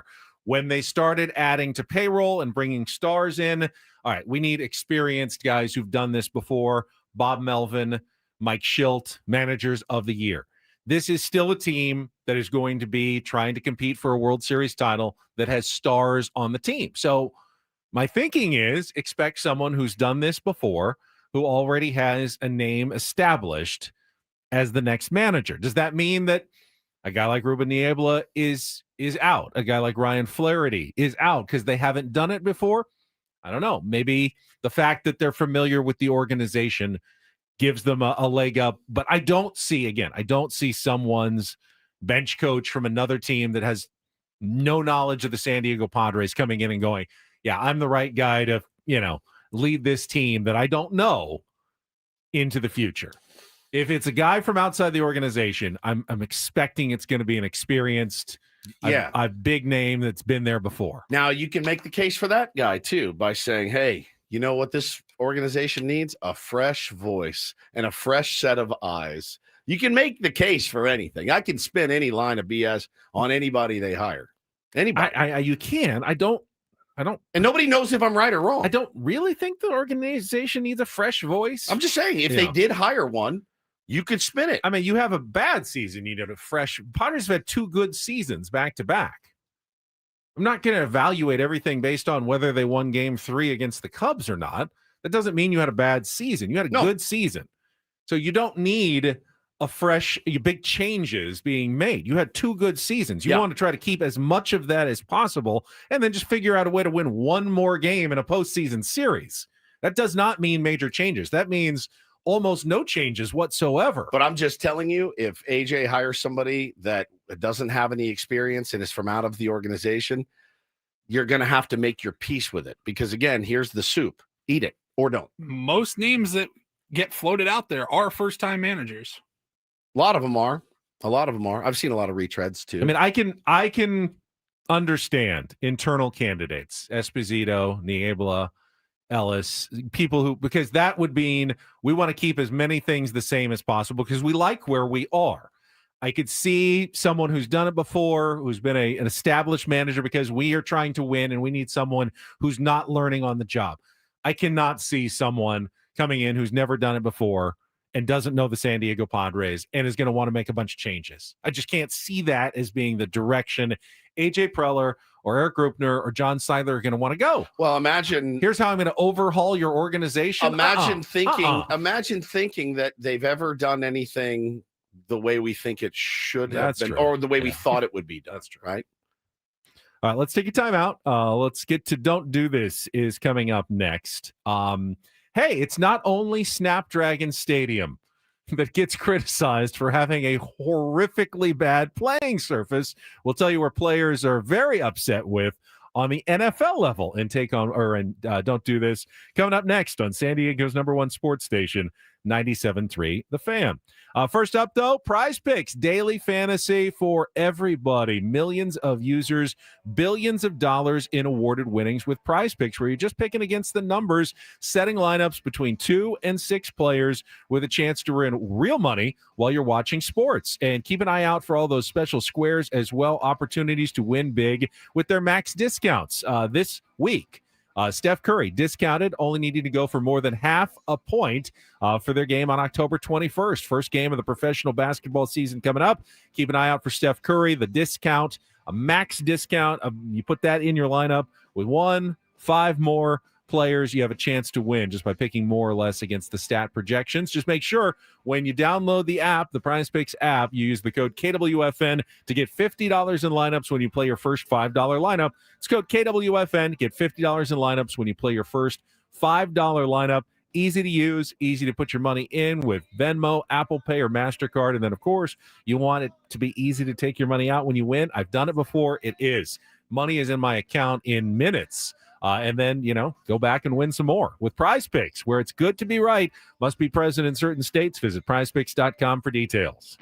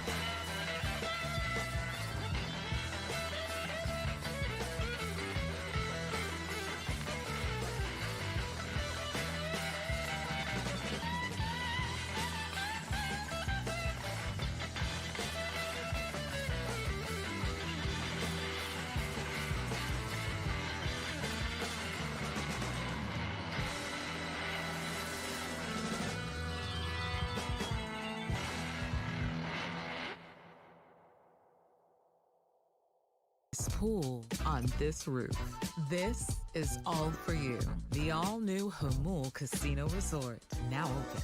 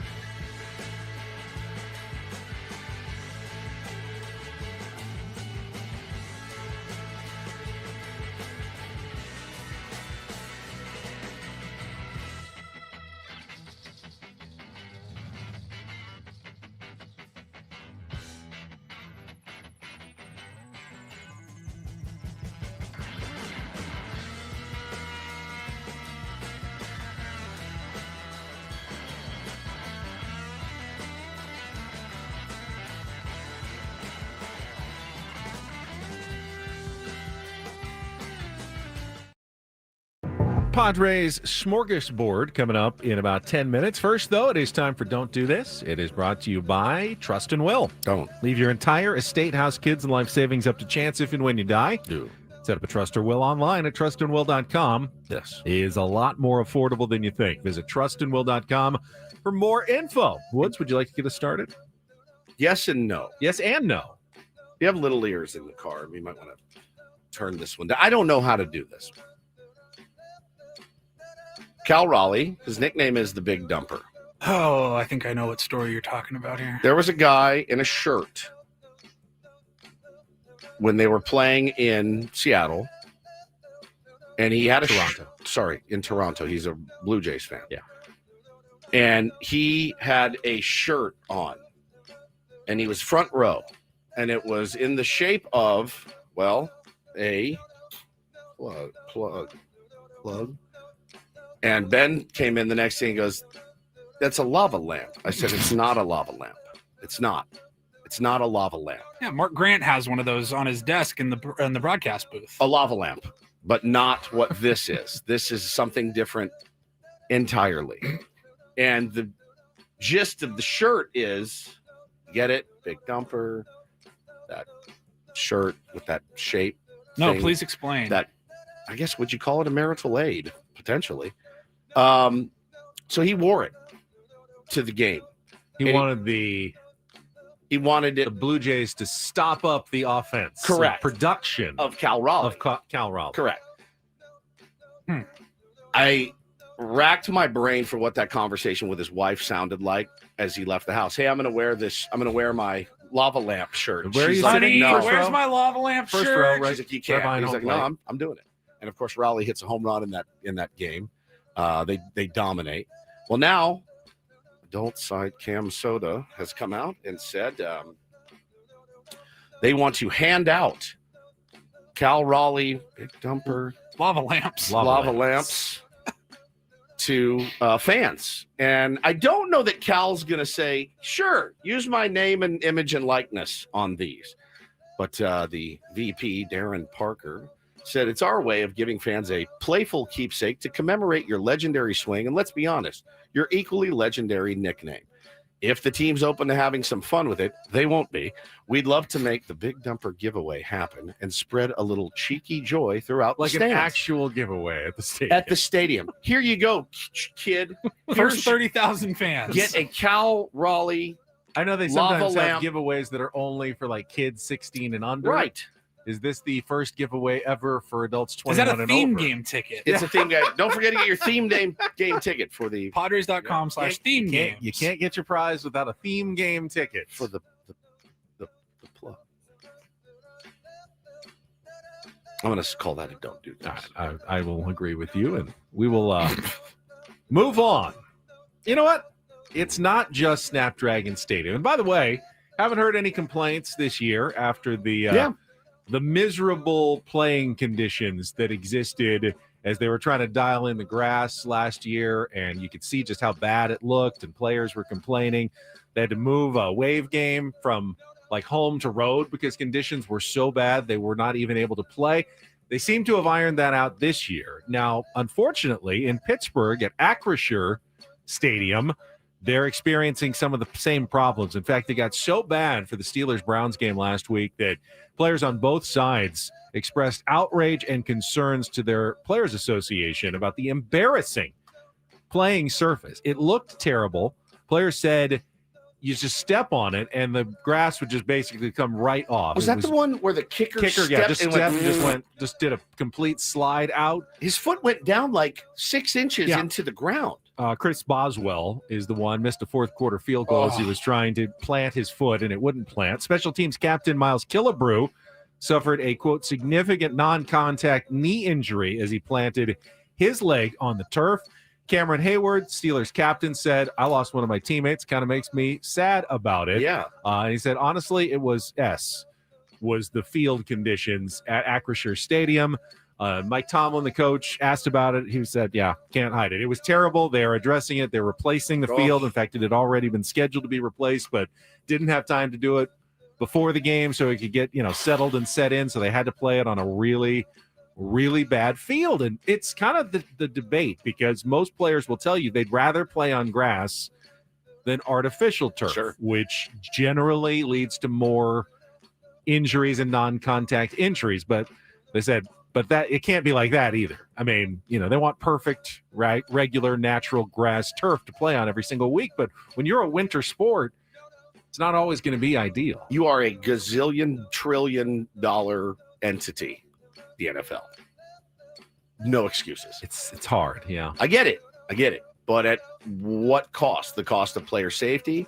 Should they have moved that game and played it somewhere else? I don't know. Just get the field right the first time, I guess. I don't know. I have no idea, but it's got to be right. At some point, though, there's no amount of money that can fix it. Like, hey, we think the field's going to be good, and then you're like 5 days, this thing's not looking great, and we can't.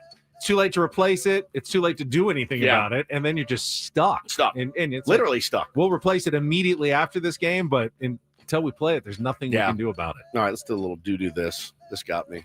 DD mega doo-doo. So I love this dude's attitude. I really do. I think his outlook on life is really fascinating. It's not me. It's not anybody in this room. But Cam Scatterbo is a guy that I'm pretty fascinated by and have been for a while. And he is a rookie in the NFL. And they wrote an article about him yesterday that had me in stitches. So it's an ESPN story. They're asking Giants teammates to describe Cam Scatterbo.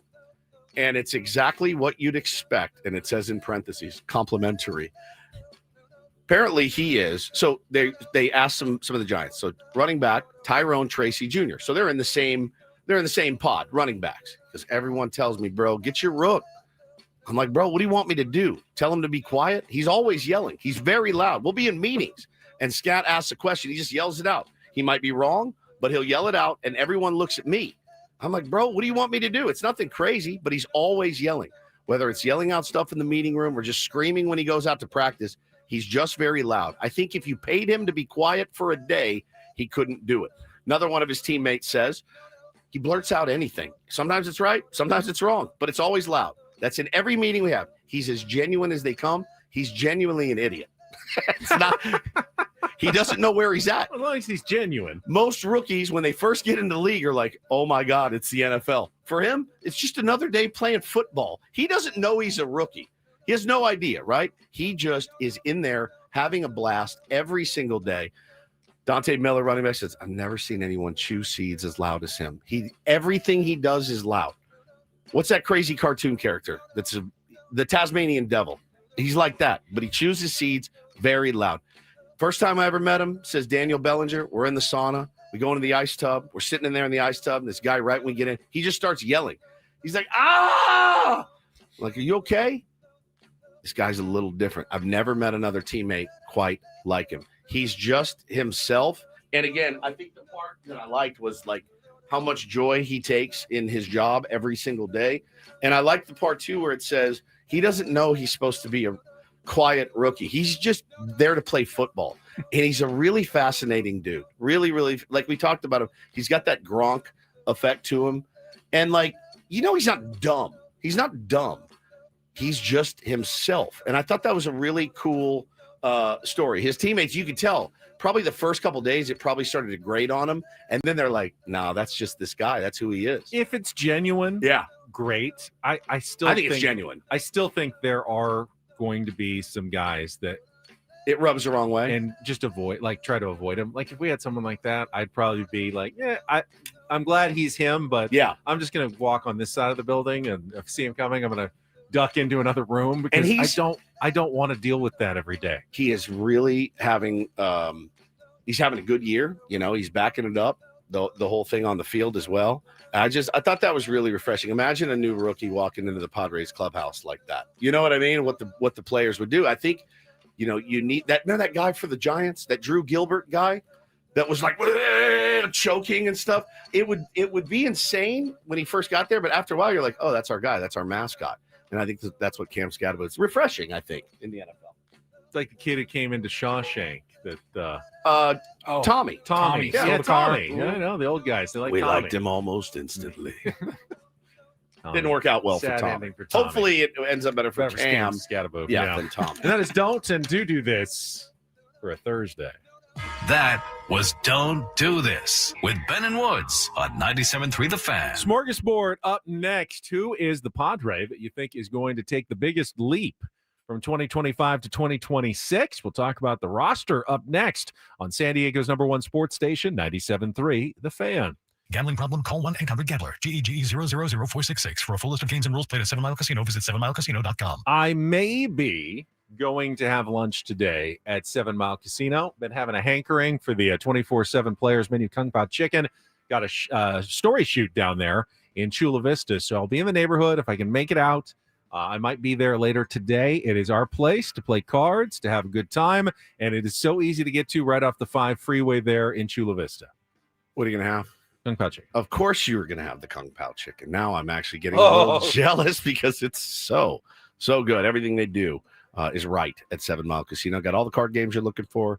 They got Texas Hold'em, Pai Gow, Baccarat, and, of course, California-style blackjack. You going to play anything while you're there? Maybe a couple hands of blackjack? Maybe. I mean, Yeah. I have a full work day, so You I don't do. know how much time I have for everything, but if I can, at least want to get there for lunch and have a nice meal today. Well, everybody should check it out for themselves. Been a longtime supporter and partner of the Ben and Woods program, so we'd appreciate that very much. Head on out to 7 Mile Casino. You won't be disappointed. It's just 7 minutes from downtown.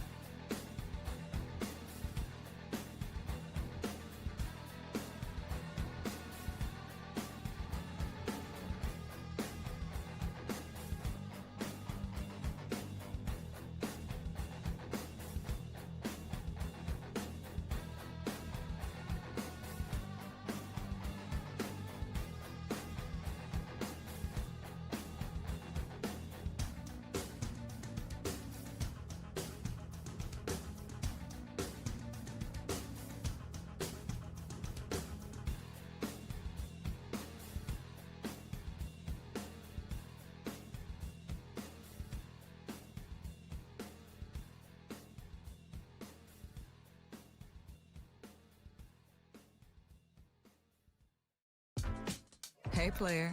This is all yours. Pool on this roof.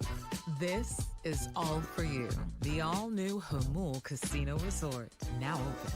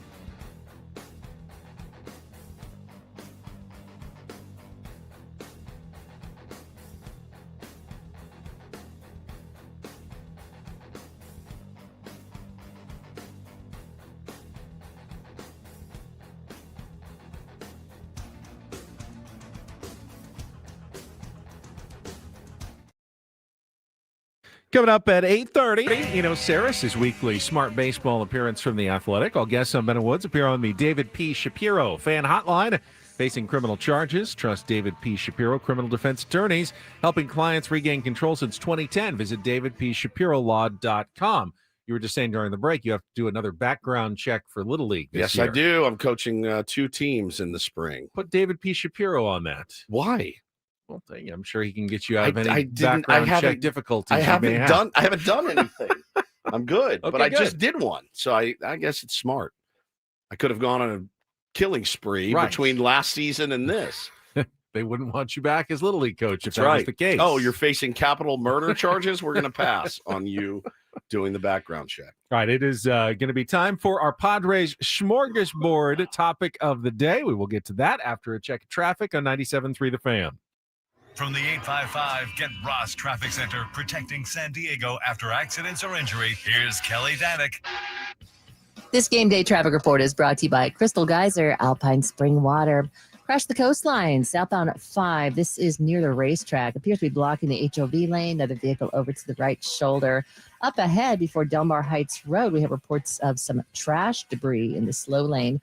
Also some defective traffic signals northbound 5 at the Dairy Mart Road exit, causing a bit of confusion.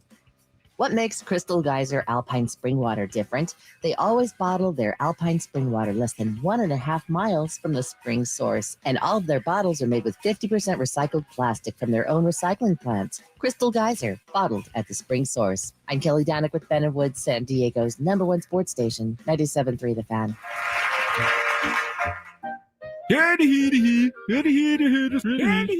Padres Smörgåsbord. All right, never mind. Yeah. Call it something else. But we didn't. Someone asked, what's the lifespan of the smorgasbord? Is it until we get a manager? Is it until the offseason? Are we playing this every day? Is it until Ben runs out of topics? I mean, like, if we're gonna get down to be like, what's your favorite sandwich at Petco Park? You know what I mean? Like, are we gonna have enough? You just tell me when it's over. I will continue to feed you topics, and one day you will go, I can't do it you anymore. are scraping the bottom of the smorgasbord barrel. We can end it now. We can end. We've eaten it all. I don't think we're there yet. And we'll have more. As the off season continues, they're going to add new players. You're going to have to start figuring more specifics out, like lineup. But we can't do any of that until we kind of know who's on the team. But one thing we do know are the players who we expect are going to be coming back for 2026. And I don't think there's any doubt in anybody's mind that if you want the Padres to get, all the way, win a World Series, they're going to need better performances from some of the guys who are already on their roster. Today's Padres Smörgåsbord question is, which player do you see the biggest jump coming from 2025 to 2026? And that really can be anyone. Keep in mind, though, if you're picking Fernando Tatis Jr., coming off a 6-WAR season, you're pretty much saying that he's going to jump to be the MVP. I think that's a legitimate possibility in selection, but where they were in 2025, informs your kind of pick here for where you think they're going to be in 2026. I mean, is there a different does anybody actually have a different answer than the very massively obvious one of Jackson Merrill? It's a good one. It's not my answer. Really? That was mine. That's mine too. Hi, this is Jackson Merrill. Hi, Jackson. What kind of season would you think that would be a big jump? He wasn't bad this year. He had some injuries, but I think, well, again, yeah, staying on the field is promised to no one. I was right? surprised when I pulled up his stats. He had 115 games and 483 plate appearances. Now he did miss a good chunk of time, but that's about a full season. That's 264, 16 home runs, 774 OPS. I mean, how much better do you think I think he can definitely be better. I think he can be better. I don't know that he's going to be hugely better. His OPS in 24. 826. 826. Okay. I mean, if he gets back to that, that's great. That's fantastic. I feel like there's probably other players who were less contributors in this last season who might be and have a bigger impact. I immediately went more to the pitching side of things. Did you? Because they're going to need Joe Musgrove doesn't count. Pitching. Yeah, throw out Joe Musgrove. He injured all year. Certainly, he's going to hopefully contribute more than he did last year. If he pitches one pitch, Dan, one of the things I thought Freddie Fermin was a really good answer. Potentially, given his first real opportunity to be a starter from spring training on, going to learn the pitching staff, for months, just be in a better place going forward. I think he's got that, what do you call it? The dog in him. Yeah, definitely. I think Freddie Fermin is an excellent answer from the position player side, but Padres are going to need pitching. They're going to need starting pitching as well. And where is it going to come from? I kind of looked at the minor leagues. I mean, a guy like Omar Cruz, we saw a little bit. Is he going to end up being a starter? I go, no, I don't think he's the guy. Is it a bullpen guy who jumps up? I don't think there's Adrian Morejon can't really be much better than he was. Mason Miller can't be better than he was. One guy who's probably going to surprise you that I think is going to play a key role for the Padres in 2026. You're going to roll your eyes. Oh, God, I know what's coming. You're going to groan. Oh, no. But he's going to get a lot of starts. Oh, no. Don't say it. He's left-handed. No, don't say it. He's had multiple 2 to 3 WAR seasons in the past. He's going to say it. And he's got a full off season to work with Ruben, the lab, spring training. I think JP Sears is going to be an important and a jump forward member of the San Diego Padres in 2026. You're all dismissing it because you saw like 3 bad starts from JP Sears. He's a better pitcher than that. There's a reason why AJ Preller wanted him on this team.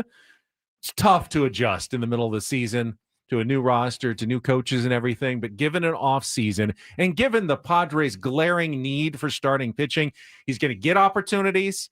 And the track record would suggest he's going to be not an all-star necessarily, but a guy who is going to put you up maybe a 2.5 to 3 WAR season as a pitcher. You need that more than anything else right now. And a 3 WAR jump from where he was, and he wasn't good with the Padres, would be a huge addition to the Padres rotation. They kind of need JP Sears to step up and be a guy for them next year. So needing a guy to step up is different than expecting a guy. But he has the experience of doing it before, too. I mean, his career ERA is like 4.5. So I'm not expecting, him to, and we don't even know that he's the 5th starter on this. He could be the friggin' 3rd starter on this team or the 4th as it stands right now. I have no idea. Yeah. I mean, we need it for sure. We need it, but we saw the whatever AJ saw in him. I'll just say this: AJ knows more than I do, and I didn't see it. I didn't. We see saw a lot it in that one game. Remember, he was dominating. It was the Rockies. Was the one where we're up a bunch and he just wore it for a while? No. He pitched really well, and then it fell apart. Like in the 4th, he struck out 8 in the first 3 innings. That's right, and then just completely melted down. Yeah, kind of had a quick meltdown. But there is good stuff in there. Is there? And I do think so. I mean, I think there's a pitcher in there. There's something that AJ saw, and I'm going to give him some faith. Okay. And the Padres need a lefty in their rotation. Wow. They need pitching badly. He's going to get it. He's going to get a huge opportunity. He will have next season for the San Diego Padres. He will have an opportunity. He will. Okay, she says, Woodsy, remember how you felt about Kolek and Vasquez at the end of last season? I do. I do. I think for me too, and I'll admit this, I do get lulled in like everybody does. I get sucked into velo. I do. It's the way of the world these days. And I look at Vasquez and I look at Sears, and I'm like, if you're off a quarter inch, man, it could be the roughest day for you out there. They're not guys that have big velo. Their fastball doesn't play, at the big league level. Randy's able to get outs. He's really, really good. But like I'll get behind that in the fact that we need that from him.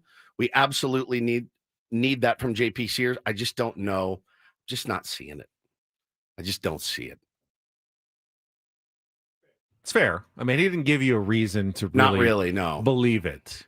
But we haven't watched JP Sears that much. I think it's a mistake to jump to the conclusion that he's just a guy that you're going to throw away. They're not going to throw him away at all. How old is he? 26? JP Sears? 29. 29? 29-year-old thumber, man, is what he is. He's a thumber. And okay, like Randy Vasquez is not actually. Randy at the end of the year was throwing 97 miles an hour. Randy man. Vasquez, I think, is too good. He's to too really good this be year considered to be considered. Yeah, a huge jump guy. He was our second best pitcher last it's year. Crazy. Behind Pivetta. It's crazy that guy. JP Sears' fastball averages about 93, and that's now a slow throwing guy. Yeah, he's a thumber. That used to be. Yeah, that was it. Oh my God, this is our flame throwing fastball. I mean, it's now that's your change of pace guy at 93. I mean, I'd love. Major League Baseball. I'd love. Here's the funny thing about JP Sears. It's one of those deals, Ben, where you look at it and you go, okay, let's say he goes out and pitches 180 innings, and he's one of those 13-9 guys, right? Pretty good year, right? These days, especially. Hey, that's phenomenal. It'd be like a 3 WAR probably, right? If he gets solid number of innings in. Then you face the Dodgers in round 1. Does he get a start? No. I don't think so. But you're going to need to replace Dylan Cease's innings. I mean, just the innings. Oh yeah, you're going to have to replace the innings. Yes. Yeah. And it's not like Dylan Cease had any better than a 4.5 ERA this year either. Yep. He may have had the stuff. Dylan has the like stuff. You've got it. Yep. But I think JP Sears can replace 2025 Dylan Cease. Yeah, he basically, if you could replicate what Dylan Cease did, those exact numbers, that's valuable to the San Diego Padres. I think it's very valuable to the San Diego Padres, and I think he can actually do that. Pat says 93 is different from a lefty, not for big leaguers. It's not. He's a 4 or 5 ERA. You need a lefty in your rotation. You do. Padres were 2 right-handed in their starting rotation. We'll come back. Hour number 3, Eno Sarris. We got Real or Fake on a Throwback Thursday. Chance to win the trip to Las Vegas and more. Don't go anywhere. 2 hours to go on San Diego's #1 sports station, 97.3 The Fan.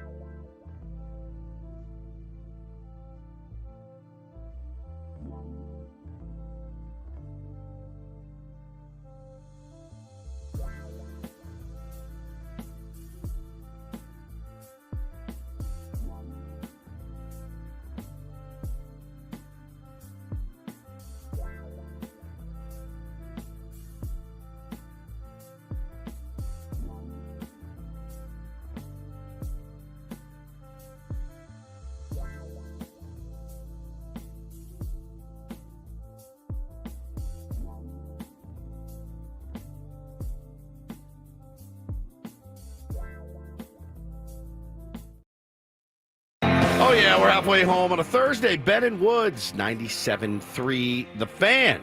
Appreciate you guys being here with us every morning, however you choose to consume Ben and Woods. We greatly appreciate it. I'm Woodsy. That's Paul Reindl, executive producer of the program. Ben Higgins is your friendly neighborhood sports anchor. Benjamin, wanted to let you guys know a lot of talk this week about mental health. Tons, right? And my men's group that I started is back Saturday, 11 a.m. at the Sanctuary by the Lost Abbey, 1215 San Alejo Road in San Marcos. So I tweeted, if you need a place, you feel heard, supported, this is it. Would love to see you there. And yeah, it's very informal. Somebody tweeted me last night and said, Woodsy, do you have a website or a summary that I could provide to a male friend to see if he'd want to join? Or is this tweet basically it? I said, it's pretty much bare bones. This is kind of it. I don't have a nonprofit or anything like that. I don't have a website. I do have a Discord. I haven't checked it in a while. I'm not great at the Discord at all. I wish I was, but I'm not. And but we will be there in person, 11 a.m. on Saturday. Glad you waited and didn't try to do the virtual one you were discussing last week. As am I. Could have created a lot of problems. So I'm very much looking forward to it. Speaking of mental health, I know there's a lot of people who say we'd all be better off if we didn't spend so much time on our phones. Oh, yeah. God. Made more real connections with people. Yes. And they may be right. I had a story on Channel 10 last night that I read on the news, a restaurant in Washington, D.C. that they lock your phone away when you go. It's like a restaurant and bar, and they put your phone in a little baggie. They keep it for you. They don't let you have it during your meal. Some musical artists do that as well. Jack White makes people put their stuff in a bag before it. It's not because you're bootlegging or anything like that. He doesn't care about that. It's because he wants you to be in the moment. And I understand the concept, but this happened to me yesterday. I was in a hurry, leaving for work. Hate when I'm in a hurry, but I had to get to an interview at a certain time. And I get in the car and I realize about 8 to 10 minutes into my drive, I have left my phone. What time is this? This is about 12:15. So just after noon. I'm supposed to be down there at 1. I'm going to make it. 8 minutes, you say? Yeah. 8 so minutes. you're on the freeway. It pained me. I just was about to get on the freeway. And as much as it pained me, it really wasn't a hard call. I'd rather be late than not have my phone all day. Yeah. And I turned around and I had to, rush, run into the house, find the phone. Where did I leave it? Oh, I left it in the bathroom. Go grab my phone, get right back into the car, left it running, made it just in time. But I added a ton of stress to my life because I needed. I couldn't even conceive of the idea. You can't fathom it. Of not having my phone for the entire day. How would I even start? What time would you have come back? Not until 10 at night. Yeah. There's no way. Like 9 straight hours. No one knows how to get a hold of me. I don't have a landline in my office anymore. Nope. You would have. What about your pager that you carry? They can't page you? Don't have a pager. I mean, you can ask someone else for like their phone and text 3 people. Like 3 people whose number I actually know that aren't programmed into my phone and say, hey, I don't have my phone today. Try to send an email to people and say, I don't have my phone. So if you want to contact me, walk over to my desk. We text at work, like you're in a different part of the building. That's how you communicate with people. And I just didn't know what to do. Like I have to have my phone. It kind of scared me a little bit how much I needed to have my phone with me to feel like comfortable and safe and complete. Like, and we grew up, we didn't have phones when we were kids, but now I need it. I didn't have a phone till I was out of college. I mean, really, like I did not. And that was, I think I got my first phone in middle school, 13, 14 years old. Yeah. Like a prepaid or something. Yeah. I mean, I'll never forget the days of college with, let's say your friend group is 5 people and you would call them on their landline. They weren't home. You left them a voicemail. Hey, it's Woodsy. Going to go down to Hamilton's at 7. And you don't hear anything. And then you go down to Hamilton's and no one's there. So you go to the payphone outside and you use your calling card and you call your voicemail and you punch in all the codes. You call your answering machine. Hey, what's up, Woodsy? It's Rob. We actually didn't go to Hamilton's. We're over at Mike's. Okay, great. I'm going to go to Mike's. So I hang up, go over to Mike's. They're gone. you call back, hey, we're actually at Hamilton's now. So you go down to Hamilton. You're like, hey, finally, we do this. Which we can now avert with one simple text that takes 2 seconds. Yeah. Apostle OFC says, I've left my phone at home by accident. Didn't go back for it. Was out all day. Easily one of the better days I've had in the last few years. LOL. I can see that. I can certainly see the piece of not having your phone and the appeal to it. But I would be a mental wreck, like not knowing someone's trying to reach me. I've got an 2 emergency. small kids and a wife, and I wouldn't want them to worry, you know? Yeah. And so that's obviously, if I was single, it's a different story altogether. I probably wouldn't want to be on my phone. Or maybe I would if I was single. Might be on your phone more. Might be on my phone more. I don't know that that's possible. No one is more online than me. No one on the planet. But you have to do it. I lost mine last night for 7 minutes. I was taking off my shoes. I put my shoes up in their cubby and put my phone up there too. Went in, got the kids ready for bath and whatever. I started feeling for my pockets, didn't have it. I looked in the kitchen, it wasn't there. And I'm like, where is it? And my phone's off. Like I have no sound on my phone ever. It never dings, never. It's always off. So I have to constantly check it to see if anybody's texting me. So I walk in and I'm like, where's my phone? I can't play the little, the little sound, the ping, because it won't show up. You can't call me because I won't be able to hear it. So I'm walking around. Finally, I go, oh, closet. And I go, there it is, sitting on the little perch. And I was like 7 minutes, and it was sheer panic of where is it? Where did I leave it? But I don't know how to do it. I've never left the house without my phone. Never. I mean, if I have it 10 years ago, it's been a long time. I'll tell you what works for me, Ben. First of all, you don't plug your phone in your car, right? You just listen. I do not. I just plug it in at night, and then I plug it in at work. So PGA Tour radio comes in over his Sirius. See, I listen to Sirius too, but I just listen through the through app. My phone, yeah.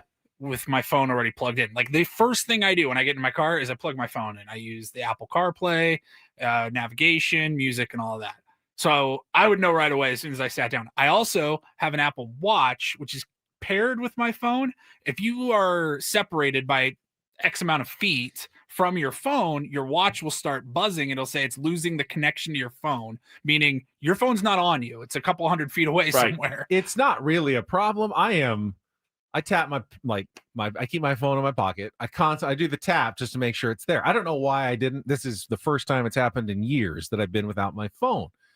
But again, it kind of bothered me how much it bothered me that I didn't have it. And I felt incomplete without having it. You don't want to be that dependent, but it also reminded me. And when I was a kid, my mom would tell you, I was a nervous child, and one of the things that frightened me when I was a child was that I wouldn't get picked up at school. 100%. And I go back and think, if I had just had a phone and my mom could text, I'm 5 minutes out. And what a comfort that would have been. It is. How less stressed I would have been every single day. Like it is. Walking out of school and looking like, where's her car? Is she here? Is she the here? Worst, like, right? Are they going to forget me? Did something happen to them during the day? And Yeah. I worried about it. Like all day, like would someone actually be there? Yes. I always were. My mom was a good mom, was there to pick me up every day, but I was nervous about it. And just knowing, like, my kids, when I wanted them to have phones, just to know, like, yeah, you need me, I'm there. I can text you, let you know, everything's gonna be okay. We're in communication. Think about being like 9 years old and your mom picks you up in the pickup line, pretty much the same spot every day, but got there 5 minutes late. They hit a red light, and now a couple more cars showed up, and now she's around the corner, and now she's not in her normal spot, and you're like, where the hell are you? Yeah, I mean, Hannah tells the story all the time. Her mom forgot to pick her up one time. Just forgot to get her from school. And she's sitting out there waiting, and she said it traumatized me forever. So when people look down their noses at us for buying our 7-year-old an Apple Watch, she's like, it's never gonna happen to him, never. And now that dude can text me. Today's one of those days where I got a bunch of stuff going on. And no, tomorrow is the day. I got a bunch of stuff going on. He's got half day. I'm going to be there, but I'm not going to be in my normal spot. I'm going to be there. You may have to stand outside for a while, but all I got to do is shoot him a text. Hey, buddy, I'm here. Just wait. I'll be pulling up in the line. It's such a relief for him, for me. But like, she's like, I never want them to feel that. I want them to always be able to get in touch with me. Now he can't it's very restricted. He can text like 5 people, but we now know where he is and we can communicate with him. I think there's 2 ways to look at it. One is life is infinitely better with the phone. It's infinitely better. Not even close. I think so too. There are days, though, when I'm with my family that I have to remind myself, yesterday was a perfect day. I got into the Twitter beefs, right? And I'm spiraling. I'm drowning in the Twitter beefs. And then I got to go in for a 30-minute parent-teacher conference. And as I'm walking into the room, I'm looking at my phone. And I had to physically, I had to tell myself, put your phone away, dude. Put it away. Focus on what's important. But I had to tell myself because I was in the death spiral. So I do think, people do look at technology and they get all domed out about it. Life's infinitely better with it. It's infinitely better. Infinitely. Yeah. Life is so much easier. Seen a lot of stories in the chat. Yeah, my dad left for 3 hours after school one day, left me. Everyone remembers the day that their parents forgot them at school. I was always in latchkey, so I was always there till like 5:30. So my school day was 8:30 to 5:30 every day, pretty much waiting for my parents to get off work. And then when you go home, when you're old enough to go home alone, you do that. But that was a terrifying feeling. Are my parents going to pick me up? And I don't want ever my kids to feel mom and dad aren't coming today. You don't think as a kid, especially like 6, 7 years old or whatever, you're not thinking, oh, my parents aren't here, but this is an easy fix. I just go to the teacher. They'll make a phone call, figure it out. You're just thinking, you're panic. I'm stuck here forever. This is my new life now. I live here now. I am an orphan. The place I hate the most. This is where I live. I'll eat hot dogs and mac and cheese. You're not thinking I'm in a safe place. There's people that care about me and are thinking of my well-being. They don't care about me anymore. Yeah, I'm on my own. They're off to happy hour. I don't need to fend for myself in this cold, cruel world. My mom and dad are at happy hour, and I'm here. And the sad thing is, we left. There are millions of kids that have experienced that, and that is what breaks my heart. And that's why I said, "Yep, guess what? You do have an Apple Watch. Enjoy it, and don't abuse it, and use it when you need to." And we have it in school mode all day. And the minute he steps out of class, Hannah turns it on. And he can text us, anything he needs. So it is, it's better. It is better, Ben. And you can know exactly. Yep, I know exactly where he is. We don't beat yourself up because your life without it is way worse. It's not even close. Bro, a couple of days ago, a couple weeks ago, I should say, I misplaced my new AirPod Pros that I got. Had them for like a week. I was so excited. Couldn't find them. Oh, Find My. Find My? The best. I'm like, they're in the middle of San Diego. Like, what happened? What happened? It was the day we moved, and they somehow fell into a box. No. Not like out of my pocket. I must have been moving something because I usually keep them in my left pocket, and they must have fallen out. They ended up in a box, and they were just in the moving truck going from Escondido into San Diego. Yeah. And I thought, they're gone. Somebody stole my AirPods, right? Babe. Like, I know exactly where do I go find this person? Do I confront him? I'm like, it's in the moving truck. In the moving truck. But able to know, like, the fact that if it were stolen, I was able to know exactly where it was. If I lose my keys, my wallet, my phone, my AirPods, I can track it within 30 seconds. Did I tell you the weird thing that happened with my Find My once? I think I did. No. Did you? I looked at the Find My and I saw my kids, both of their phones, where they were, and Ted Leitner's phone, which was so weird. Like, how do you not tell us this? I don't know how I got the Find My, but it was like, and Ted Leitner's iPhone it was in Encinitas. It was, a house somewhere. I assume where he lives. Why is Ted Leitner at Pacers? I have no idea why I was able to track Uncle Teddy's phone. It was weird. I don't think I can anymore. I can't anymore. I don't think I can. This was a couple years ago. Did you slip an air tag into his pocket when you saw him last? No, I did not. I had one instance where I went up to a bachelor party a couple years ago, and we were all coming from different areas, and we're like, hey, we're at this bar, and a bunch of people started sharing their location. You can share your location for an hour, for the end of the day, or forever. Indefinitely. And like a month later, I'm like, why does it say that Justin's in San Francisco on my phone? I'm like, oh, he did the indefinitely share. I'm like, hey bro, I don't need your location Did anymore. Teddy share his location with you? Not on. I mean, I never asked him to, but apparently he may have done so inadvertently. And at that point, I could, stalk him wherever I wanted. So wait, if you go to Find My and go to People, Ted Leitner's name is no longer. I don't up. think it's there anymore, but it used to be. I mean, I saw it a number of ask times. to follow him right now. Yeah, like ask to share his location. He'll be like, "What in the world?" There's my kids. Oh, there's Uncle Teddy.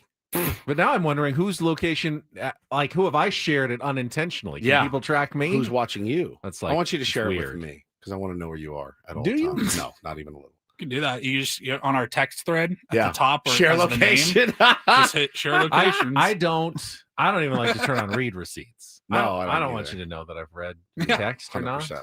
But I like it when other people do. So, you've read my text. Yeah. A new upgrade. I don't want you to know that I've read it. I've recently discovered I got the new iPhone 17 and it's got the new software. Group texts, I can now see bubbles typing, like who's typing. You never used to be able to do that. Specific, nice. like bubbles of different Like people. it would have your picture next to the bubble. Nice. Like I can be like, ooh, it's the group chat and Ben is typing right now. You can also have He's the responding. background picture behind the text of the person who, if you have a picture of them, it appears behind the text. Is that not new? I don't have that on mine Samsung's yet. had that forever. All of you people out there that put your notification silence bit on, you're all clowns. All of you. Nobody's that Notifications are important. silent. Yeah. It's the focus. You don't know what it means. I'm going to send the text anyway. And sometimes I'm going to send it. I'm not going to send it quietly. I'm going to send it loudly. Ooh, don't bother me.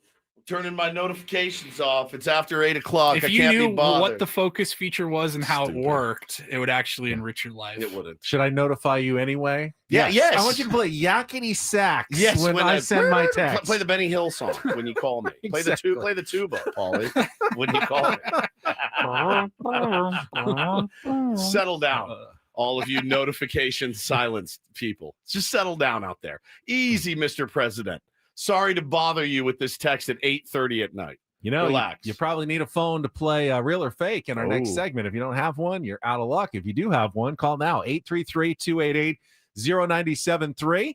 A chance to qualify for the Jerry Seinfeld tickets and the trip to Las Vegas in our Throwback Thursday game, 833-288-0973. We'll get to that after traffic coming up next year.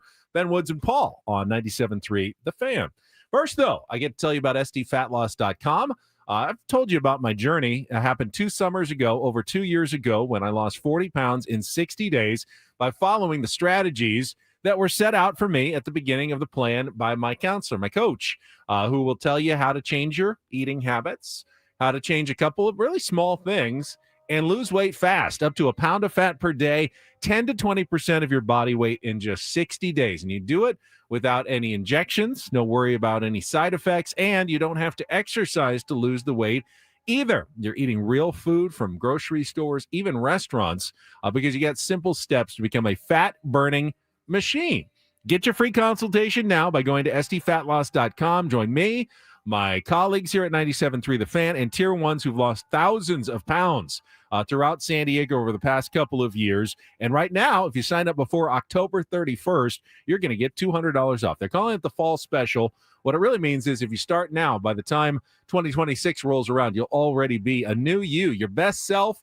You won't have to worry about those New Year's resolutions at all because you'll already be the size that you want to be. Thanks to SDFatLoss.com. That's SDFatLoss.com. Results may vary.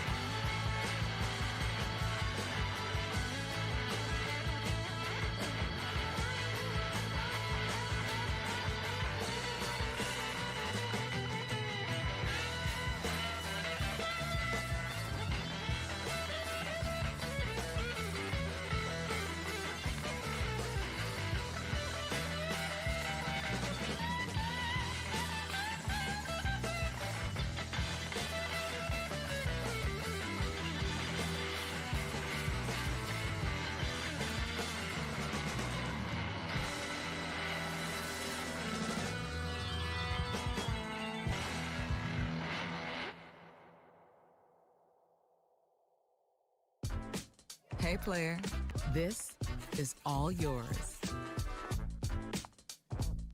This room with this view. This speakeasy with this cocktail. Hey, could you make that too? The spa with this. Ah. And this pool on this roof. This is all for you. The all-new Humul Casino Resort, now open.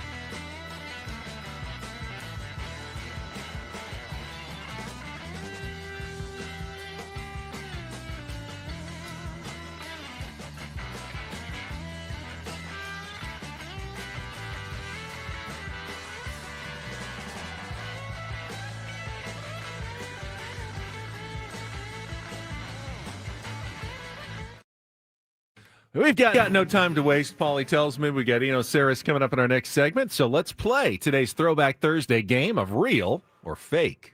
Some are here for the compelling sports talk with Ben and Woods. You can go plow through another donut. It's time for Real or Fake on 97.3 The Fan. Tell the people what they'll win today. Real or Fake brought to you by Bay Alarm, security and fire alarms for every business. We got you, and we got Charles. Are you there? I am. How are you guys doing? We're good. Pretty simple buddy. game today. If you can get 4 out of 7 right, you will qualify for our monthly grand prize drawing trip to see Jerry Seinfeld at Caesars at the Coliseum in April 17th to be specific. You can get your own tickets to the show at Ticketmaster.com. You're also going to get a 2-night stay at the Flamingo and a $100 gas card. You even have a phone a friend to Woods to help you out here. So here's what we got for you. Last week, you might remember, we tested your knowledge of Chinese Basketball Association teams. This should be a little easier. Much closer to home. San Diego Gulls open their AHL home schedule on Saturday at Pechanga Arena. Today on Real or Fake, I'll give you a team nickname. You tell me if it's a real club in the American Hockey League or a fake I've thrown in to fool you. Charles, you ready to play? I am. Would you have any idea? Some. All right. Round number 1. Not great. The Phantoms. Real or fake, Charles? I'm going to say fake. Fake. Same. It's real. Lehigh Valley Phantoms. All right. It's okay. Who is it? 0-1. Lehigh Valley. Okay. I think it's in Pennsylvania. Pennsylvania. Round number 2. The Salmon. Real or fake? You had to pick hockey, didn't you? Yeah, he sure did, didn't he? Right. Minor league hockey. Hockey. The Sam. I'm going to say fake. Fake. Yeah. Well, I thought that sounded fake, There we so I go. thought you might go the other way. All right. 1 right. Round 3. The Denali. Real or fake? Oh. Hmm. No, that sounds like a real one. Real. Damn Got it. you on that one. All right, round So number Chevy, 4. isn't You're it? still alive. Yukon Denali. Denali. Chevy's Yukon, isn't it? But they also, it's a mountain in Alaska, and they Okay. play hockey up there. That's So what I I was give it a thinking. try. Yeah.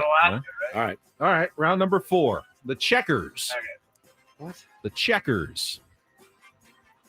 That's got to be fake. Gotta be fake. Fake. Charlotte Checkers Shut from your the pie hole. AHL. Now we're up Come against on, it here. man. We're 1-3. You need to get 3 in a row correct.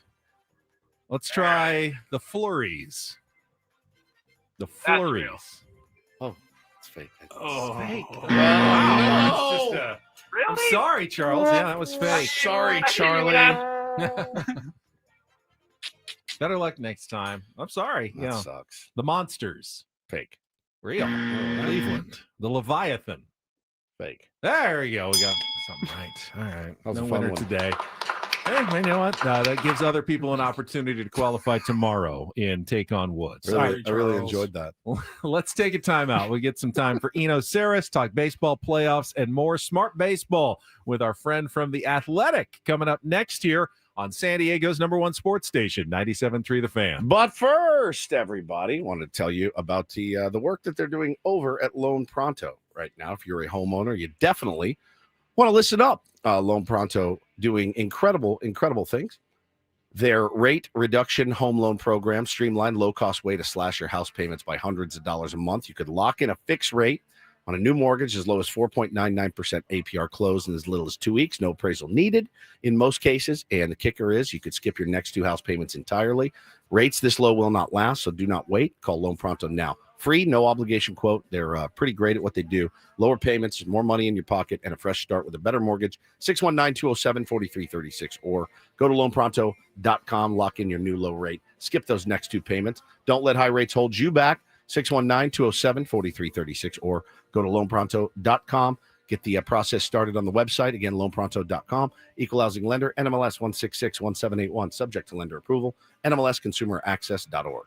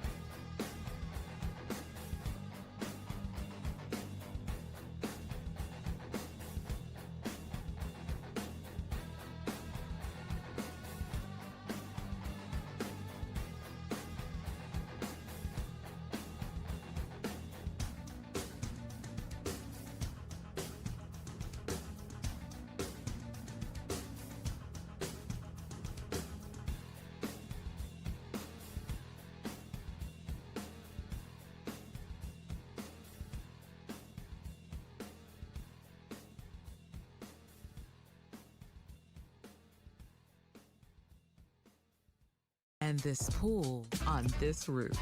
This is all for you. The all-new Hamul Casino Resort, now open.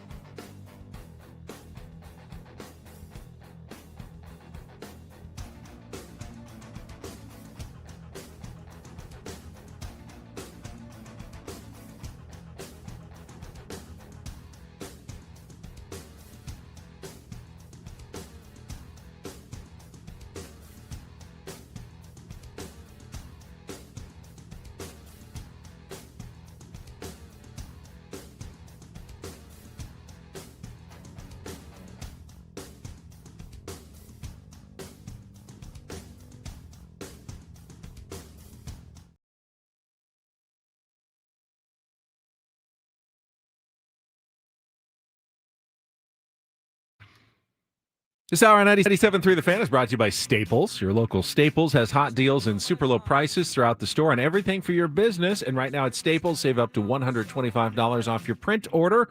Exclusions apply. Visit staples.com/print for details. Ends 11/1.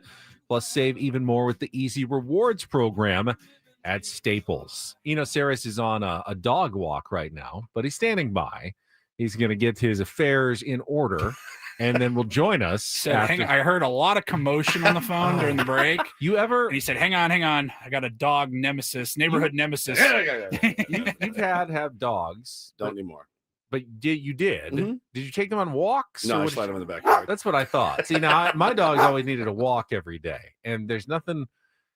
They would pull on the lead. Like another dog was coming. And it was always an incident every time. Every time. And I'd have to grab with both hands. Super fun. Like hold them back.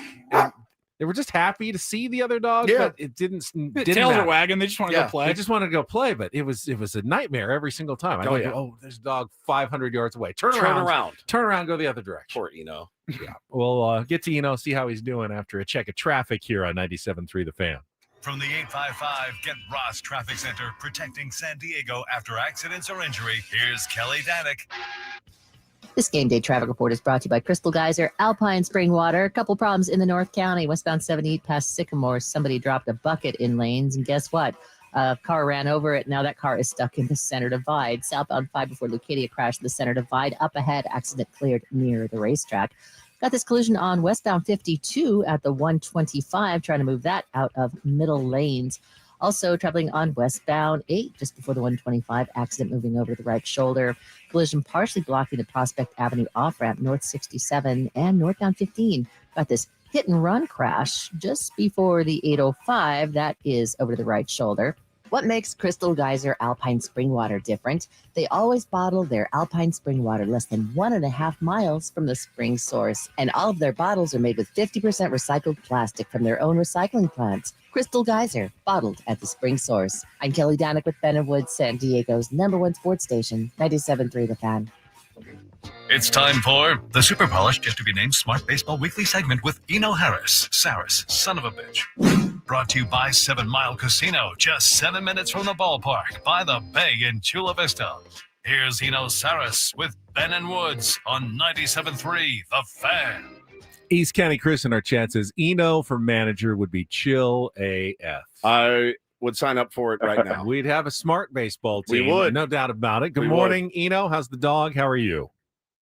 I'm good. But you know how I often come on the show, and I am a voice of optimism. Yeah. And I make you guys feel better. Yeah. Oh no. Yeah. Not today. Oh, wow.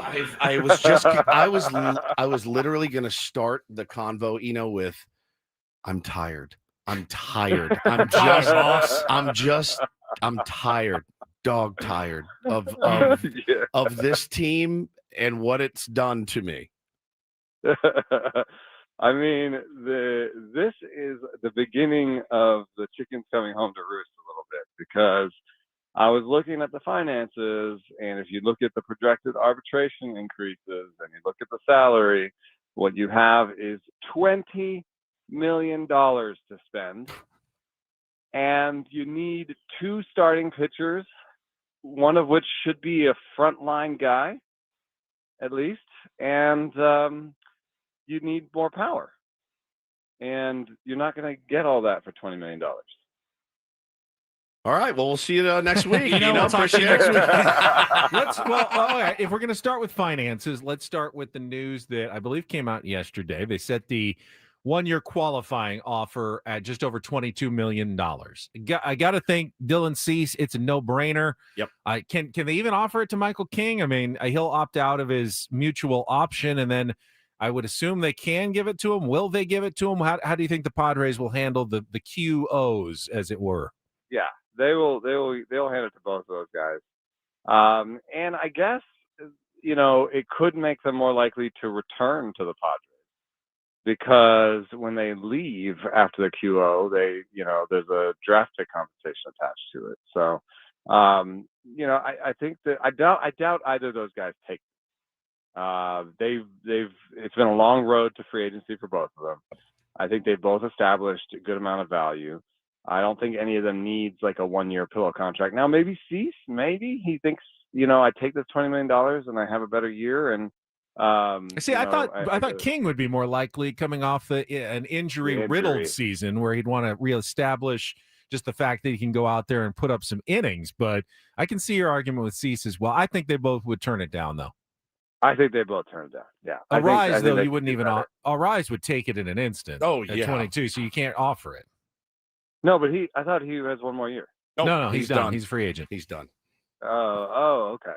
Well, I mean, other than the Arise thing, which I had wrong, I think I guess the good news is the lineup is, you could pretty much press go on it again. Yeah. With Laureano back, you've got a fairly established lineup coming back. Yeah, and so if that's the case, then I think you're bargain hunting. I mean, I know that that's not AJ Preller's style. Right. So I tried to, this is the best I could do at the top of the market. And I think it's going to cost more than $20 million, but maybe you could get Shane Bieber and Eugenio Suarez, get Suarez to play first. And maybe that would cost a combined like 35 million. Yeah. I'd sign up for that. Yeah, I like that idea. I mean, they got Nick Pivetta for $1 million last year somehow, so that worked. Yeah, right. So, I mean, maybe that's a possibility. If that happens, I mean, you're still a starting pitcher short. So you'd really want another $5 million or so to at least sign.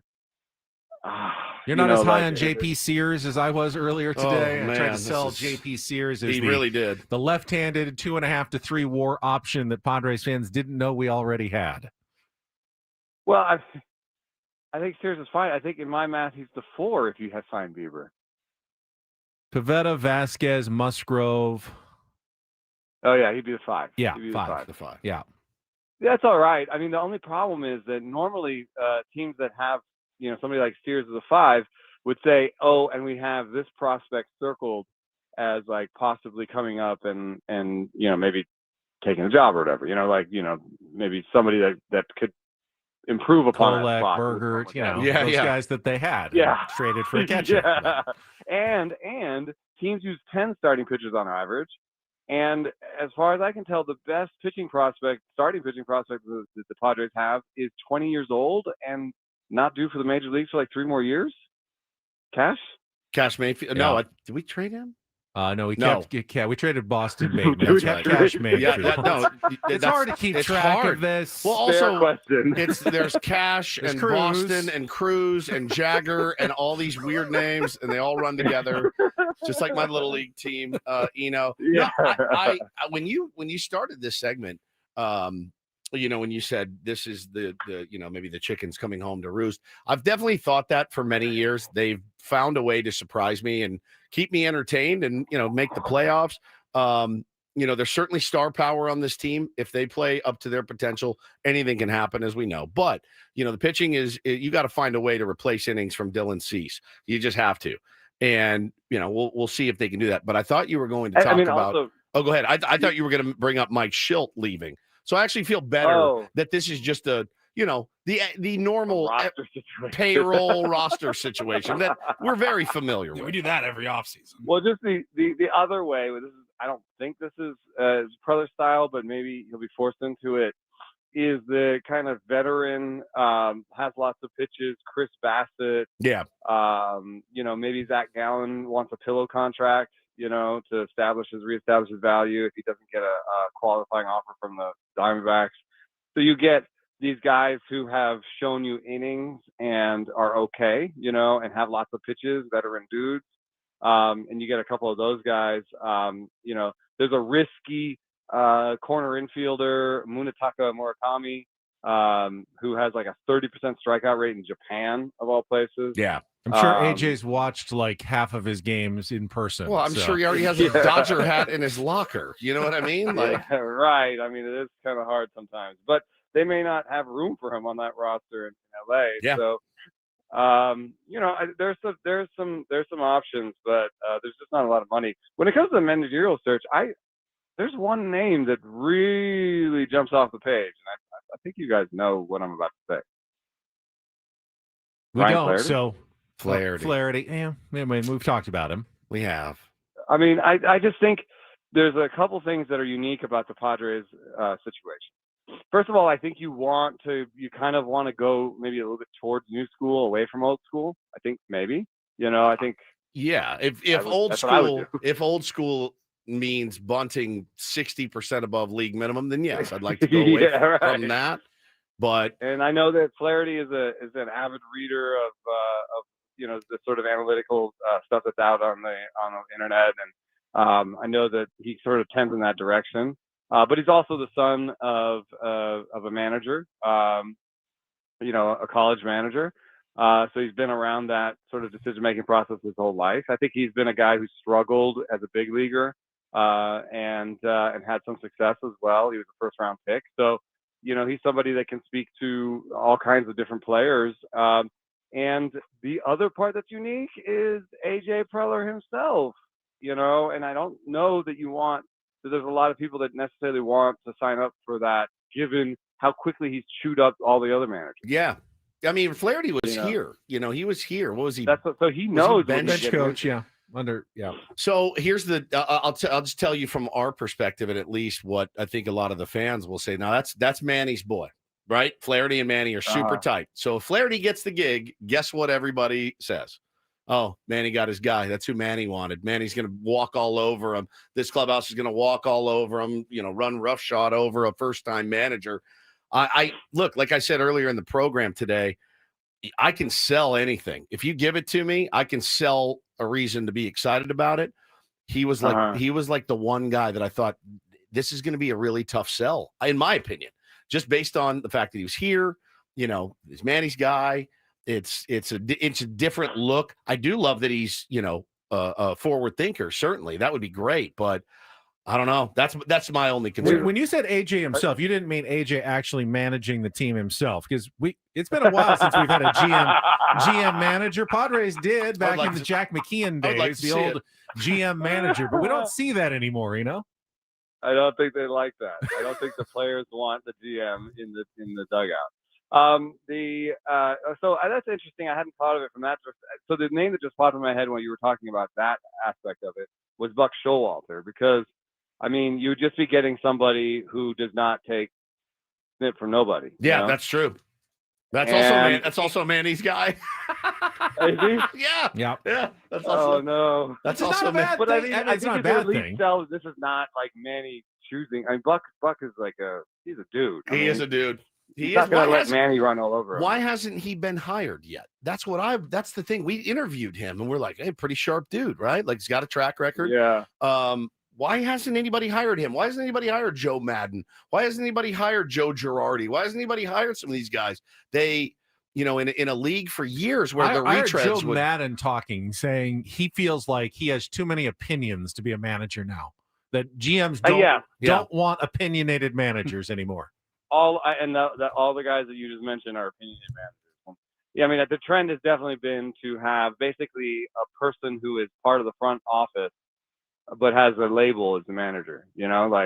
Somebody who's in lockstep. So Aaron Boone is the modern manager. He is in lockstep with everything that the front office believes. And so when people think that he's just an automaton, no, he believes in the same things that the front office believes. That's what AJ wants. Dave Roberts too. I mean, I think you could say the same for both of those guys. The guys that will fall in line, but they actually do believe in the philosophy and, get to call the shots down there. What do you think about Carlos Beltran? AJ, I don't know. AJ has, I love him. I love him as a player. He was really smart to talk to.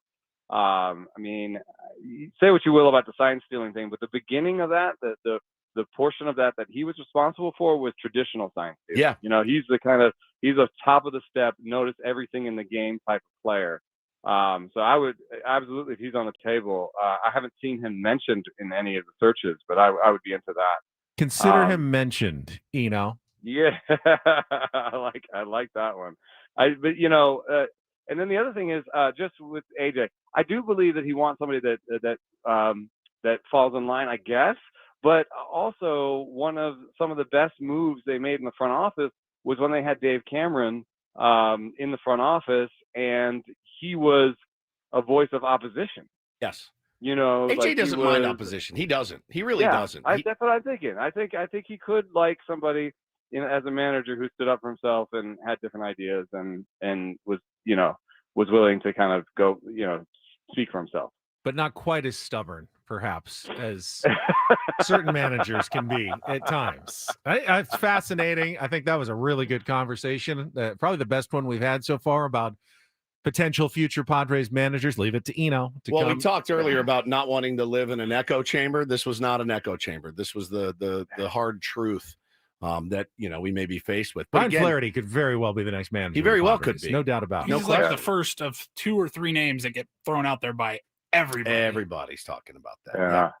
Yeah. Awesome. Thank you, brother. Appreciate you very much. Yeah. Well, good luck. I mean, figuring out that pitching staff is, I think, actually the thing that's the hardest for me, because there's no free agency anymore. Free agency is dying. And, if you're at the top of the market, it's only Shane Bieber and Fromber.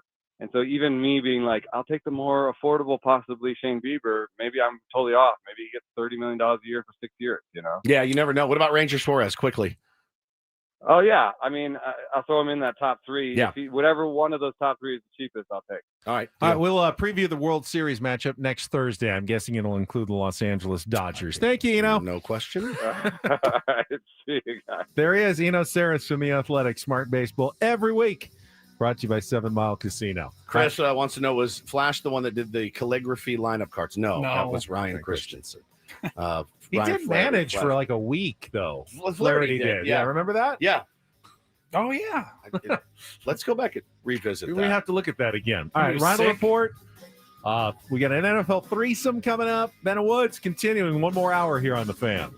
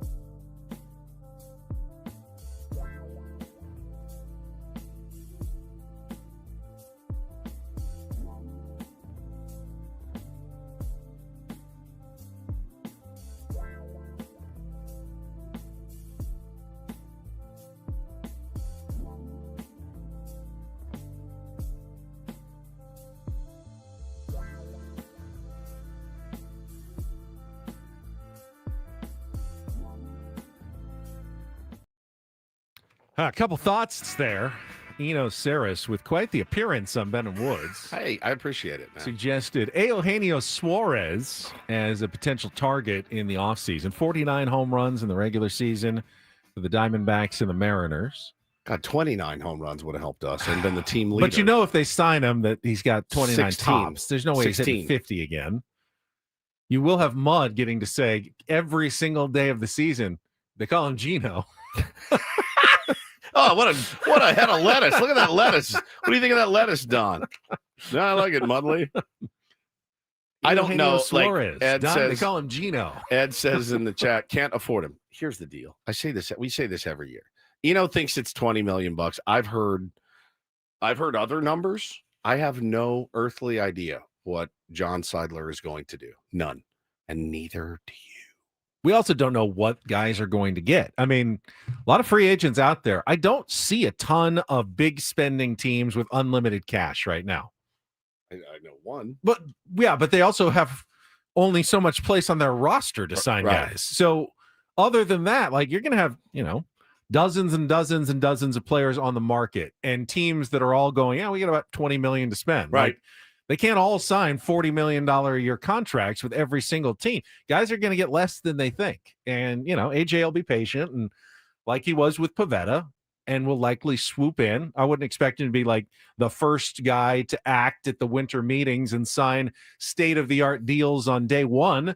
I would imagine he'll be patient, but in the end of, the end of the off season, he'll find some guys that he thinks will satisfactorily add some power and add some pitching to the Padres roster for next year. Bregman, Alonso, Bellinger, Jordan Montgomery, Trevor Story, maybe. Some of these guys have opt-outs.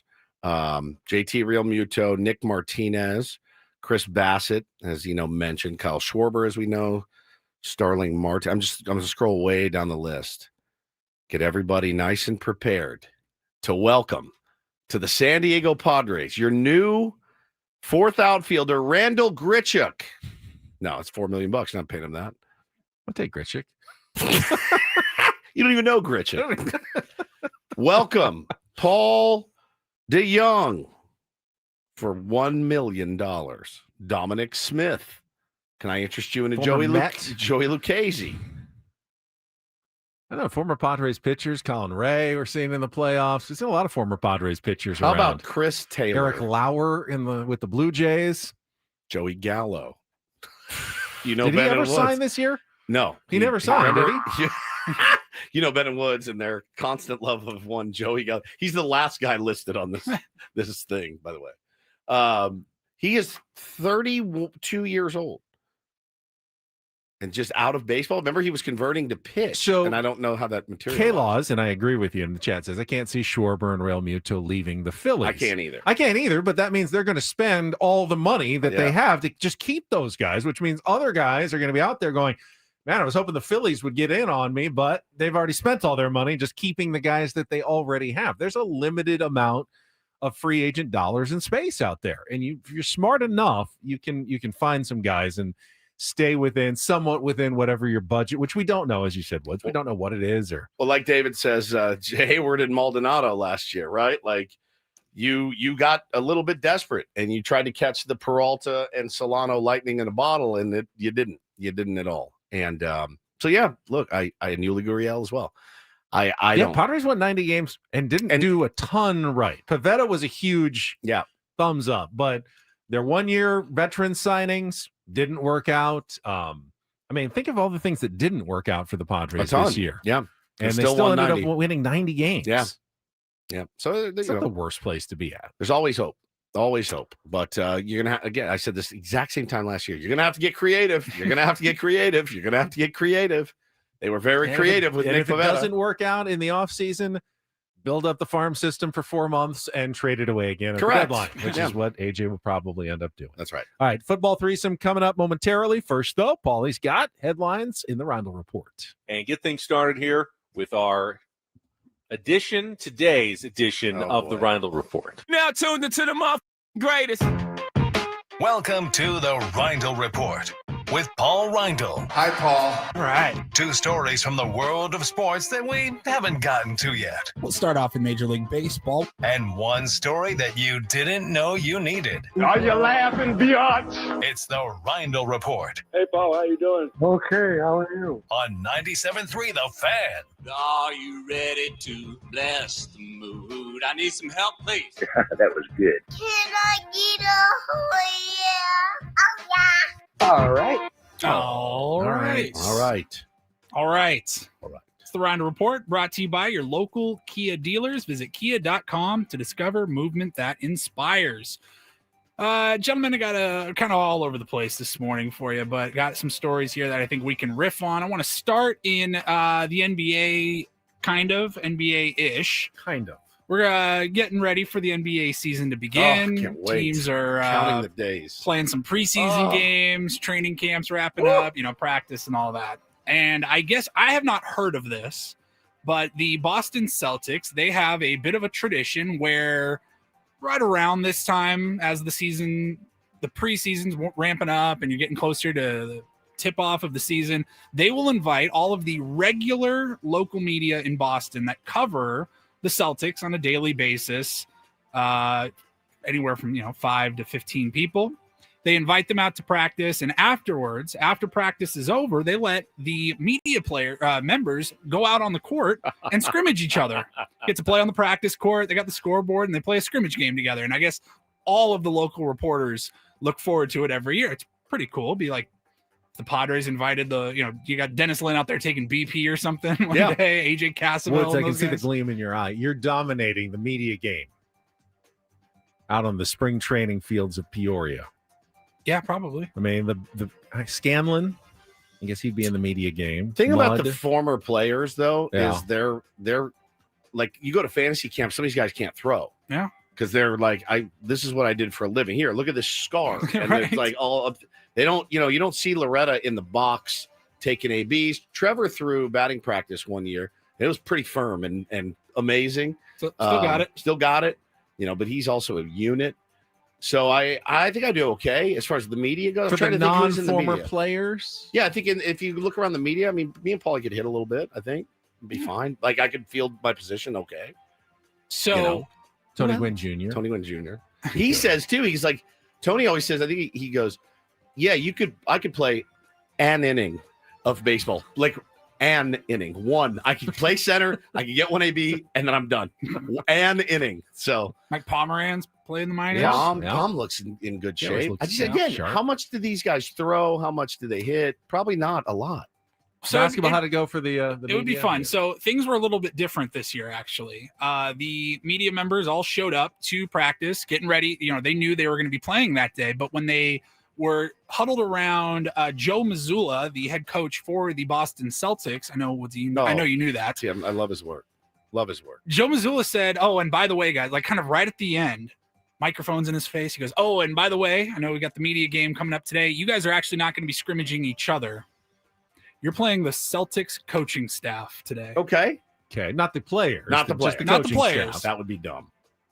You're not playing against each other. You're playing against the coaches. And the coaches won by a final score of, as I pull it up here, 57-4. I don't know how long this game was, but I saw the scoreboard and everything. Saw some videos that had been going around from some of the media members that were playing. I mean, you got coaches, I don't know what they do, an assistant trainer, just raining threes. Probably all ex-players that still Looks like they shoot play every day. pretty good defense as well if you're holding the opposition to four in a basketball game. 57-4. That's amazing. Oh, by the way, yeah, they put this in the chat. Tony acting like he just played a full game and hit a grand slam in Cooperstown. That's right. It was like last year, wasn't Yeah. it? All right, don't believe him. He's sandbagging. Yeah, he'd be pretty good. He would be. He's in the media now, so Yeah, he'd have to play it's on true. the media team. Thank you, Paulie. That's good. I don't know that Tony would fully. He's a paid broadcaster of the. He's a team employee. He's That's not true. an independent. I mean, you're thinking it's going to be Dennis, Kevin, AJ Cassavell, Annie, Sam Levitt, maybe. Sammy. He's not a team employee. Saul. Scanlon. No, he's a team employee. Yeah. I don't know. I thought that was funny though. I'd like to see more teams do that. As would I, obviously. Be so Head much coach fun. of the Celtics, like, hey, you guys think it's so easy, huh? Yeah, Let's well, see I what mean, you got. if it's good enough for the Celtics, it's certainly good enough for the San Diego. I only recognize one name on the coaching staff for the Celtics, but he was damn good. Sam Cassell. Okay. I promise you. Sam, you can't play. That's so stupid. Let's see. Sam Cassell is 55 years old. Oh, I promise you, he's still got a great game. Sure. Balling. That's so good. So that's what they went up against. All right. Next up, another basketball story, but this one's different as it just closed out. Sorry. Talking about high school basketball in Oklahoma. There was a girls team that won the state championship last year, and everything was fine. They're getting ready to start their new season this year. All the girls are getting ready for their first practice, and their coach had to deliver some really rough news to them that they actually lost their state championship basketball game last spring. That they thought they won. They celebrated. won. So it's the Academy of Classical Christian Studies high school team in Oklahoma City.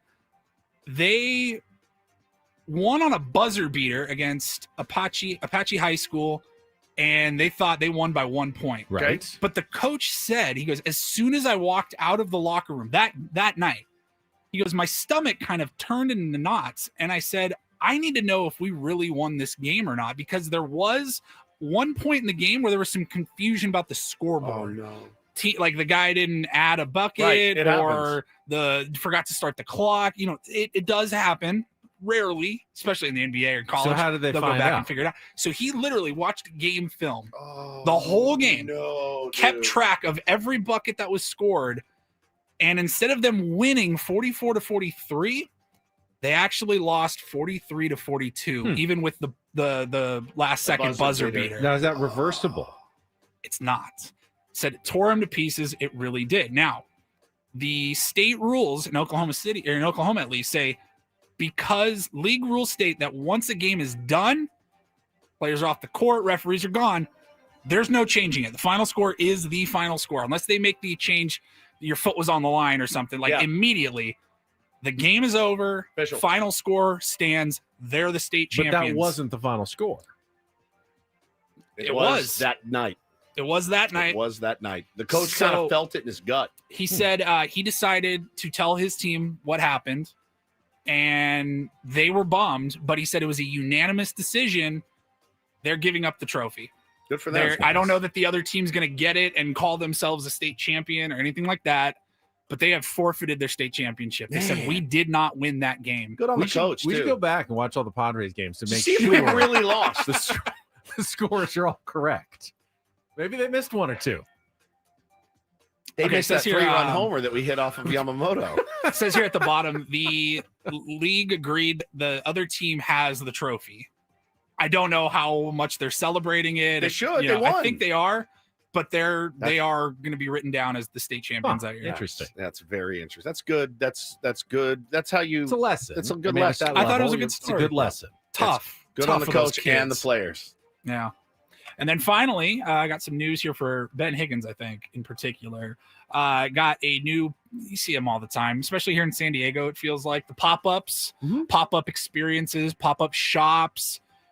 Kind of do it anywhere. Bagels in Leucadia right now that are really good. Sourdough. Very Nice. tasty. Yeah, you see them downtown The especially. guy just making out of his kitchen or something? What is it? They're waiting on their spot. It's called New Wave, though. You should check it out. They're really good. Try not to eat a lot of bagels. Yeah, it's true. A lot of carbs. A lot of carbs. We got a new pop-up experience coming to San Diego here soon, and it's called the Golden Girls Holiday Pop-Up Experience. And it's going to be down in Little Italy, and they're going to have an entire, like, fully immersive Golden Girls experience, Golden Girls set. For what? For who?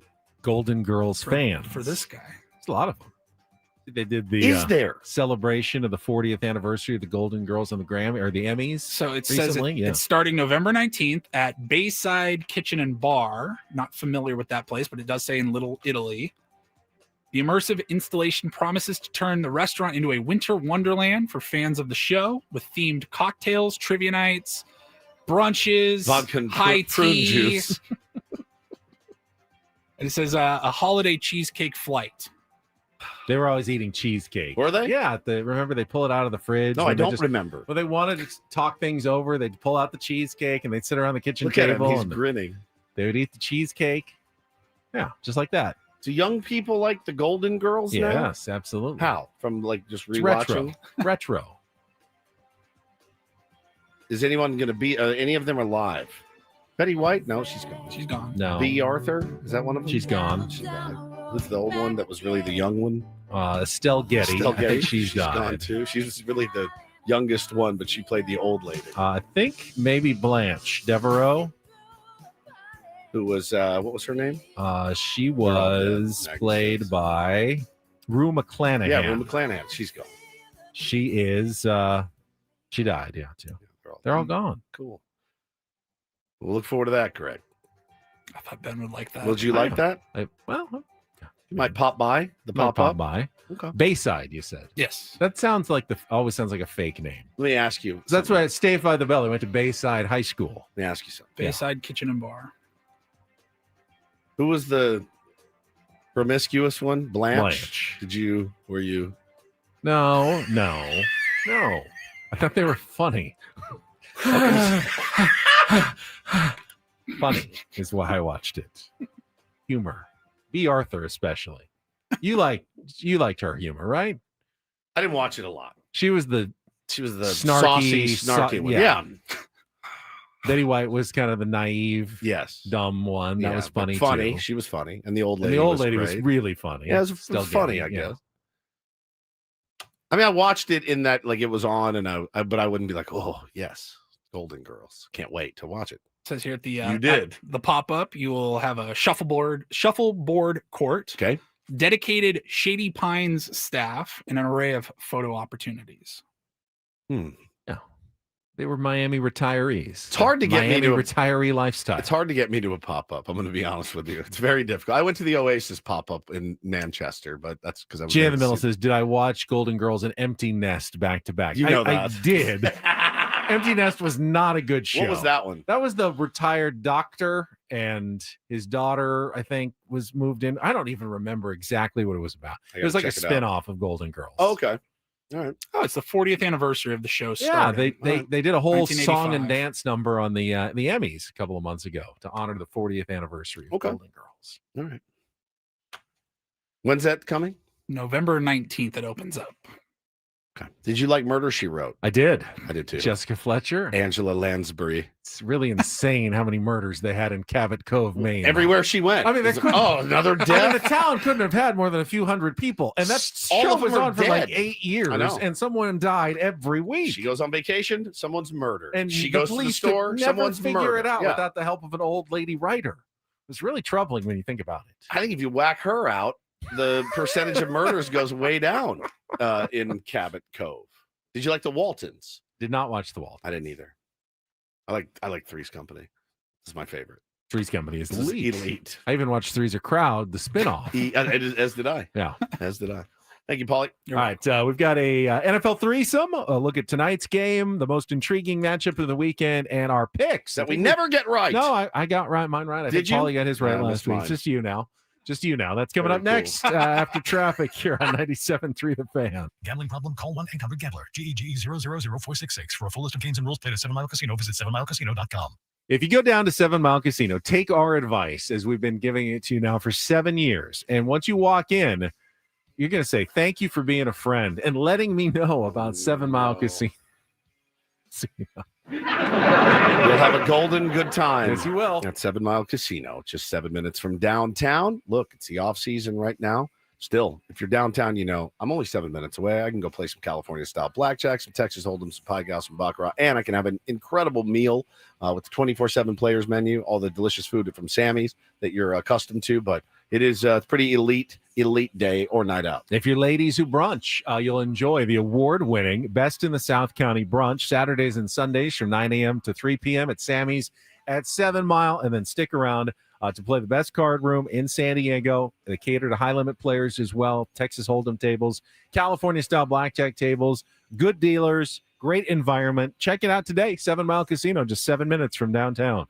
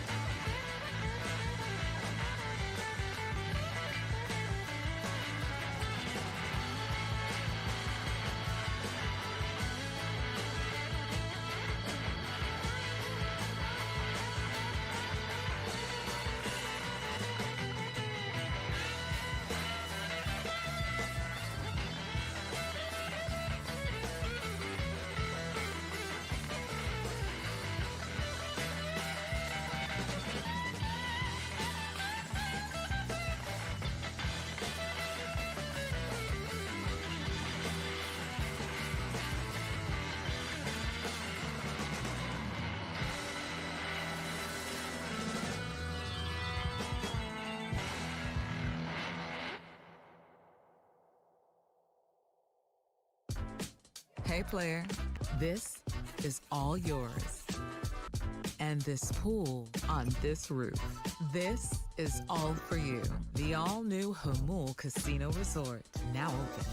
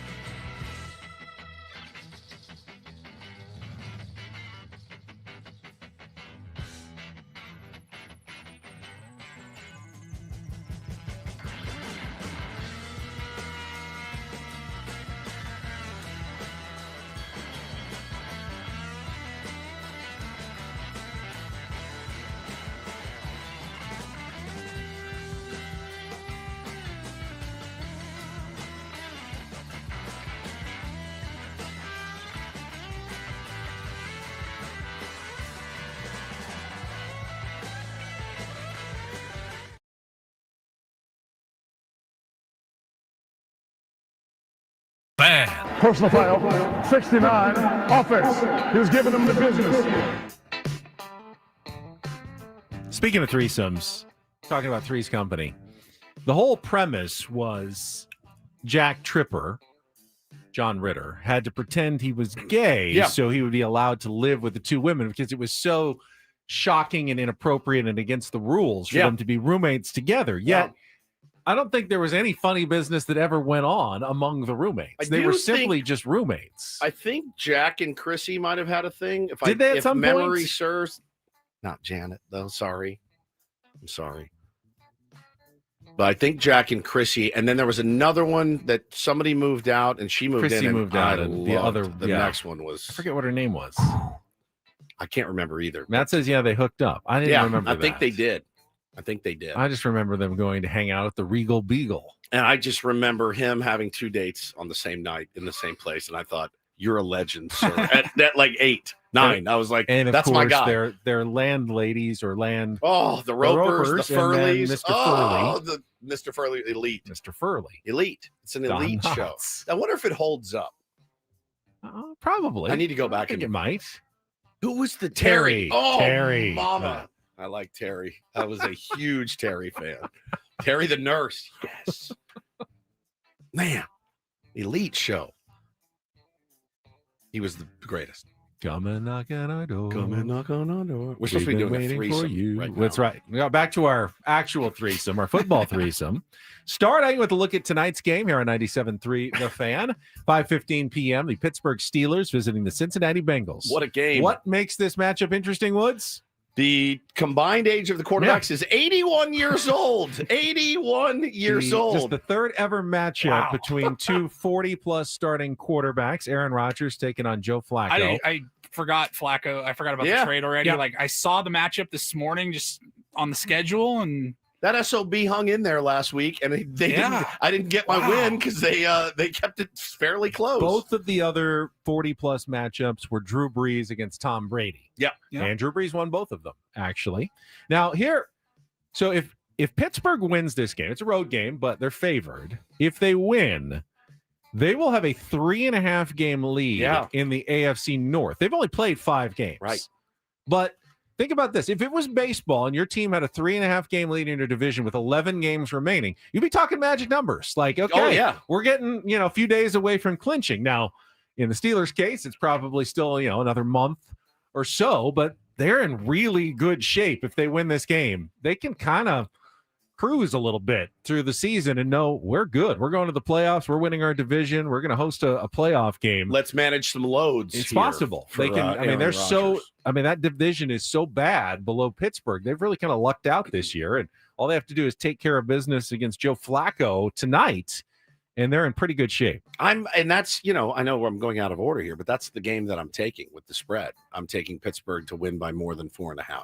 Okay. I think they get that easily. All right. Intriguing matchup. Even though the Bengals got me last week, I'm going against them again. Okay. There's a few good matchups this really weekend. good games, I'll go with the 10 a.m. Sunday matchup. The Philadelphia Eagles visiting the Minnesota Vikings. Of course, the Eagles are trying to bounce back after they took 2 losses in 5 days, playing last Sunday and then the Thursday game last week. Minnesota is coming back from a bye week after playing 2 games in Europe and returning home. Looks like it's going to be another Carson Wentz game, though. J.J. McCarthy still remains iffy.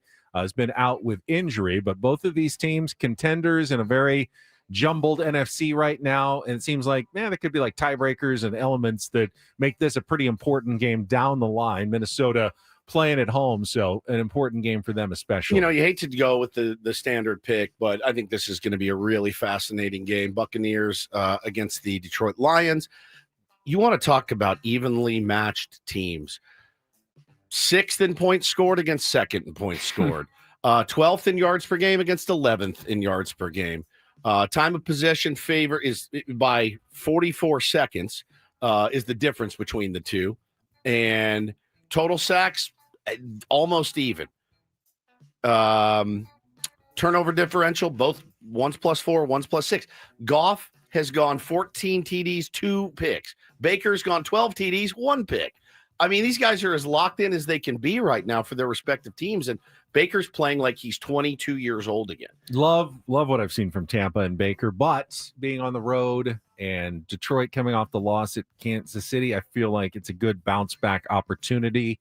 Kind of lean in toward the Lions. That's not my pick, though. Paul, you want to add anything on matchups, or shall we get straight to the picks? I was with Woods. I think I look at Monday night, Lions, Bucks, locked in. Okay. Yeah, it's going to be a good one. All right, you've already made your pick. You're going with the Pittsburgh Steelers tonight on the road against the Cincinnati Bengals. Paulie, what's your pick for the week? I will be taking, let me get the latest number here. They're underdogs, but I will be taking the 5-1 Colts led by Indianapolis Jones against the Chargers. Colts are 1.5 point underdogs. I think they win that game. You're believing in Indianapolis Jones. Fading the Chargers is always... It used to be. I would have said the same thing, but I watched their game last week and I go, oh, look at them. They're about to charger this thing all up and down the field. They did.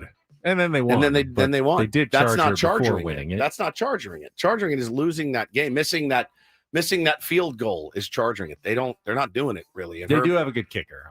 He's really good. Dicker the kicker. The highest field goal percentage made in NFL history. So they're going to have to. I mean, it sounds crazy to say, but that's a good team. They're going to have to beat in the Indianapolis Colts. All the other, I mean, I was looking at Carolina. They're 3-3. They're not good, but they're 3-3. They're playing the winless Jets, and they're only favored by 1 point. So you're like, what do they know? Can Carolina? But I'm like, no. That's the game the Jets will win. Jets will win. I don't know. I took tonight's game. I'm going to take the Steelers.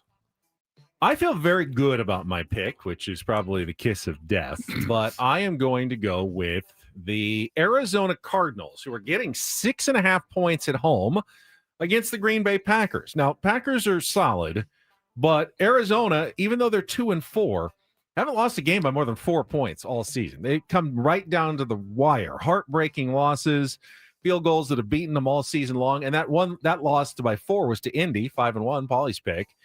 I think the Cardinals can definitely, especially at home, play at least another close game. I mean, I wouldn't necessarily count on them to win since they haven't been able to show the ability to finish, but no reason why they can't keep it within pretty much a touchdown at 6.5 points. So Give me the Arizona Cardinals this week, and I'll take that mess of points against the Packers. Indiana Jones. Is that what you said? Indianapolis Jones is what they call him. I thought they call because there is an Indiana. There's already an Don't Indiana they call him Jones. an Indianapolis Jones? Daniel Jones is Indianapolis Jones. Because they're the Indianapolis Colts, not the Indiana Colts. That's true. Where is Indianapolis? It is in Indiana. There you but go. I think the funny Indiana Jones. The funny twist is calling him Indianapolis Oh, Jones. Chief and Music ceases. No, they call him Indiana Jones. It makes sense. They No, both make that's- sense. You're all right. It's fine. No, I don't like that. It's okay. Can't have two Indiana Jones.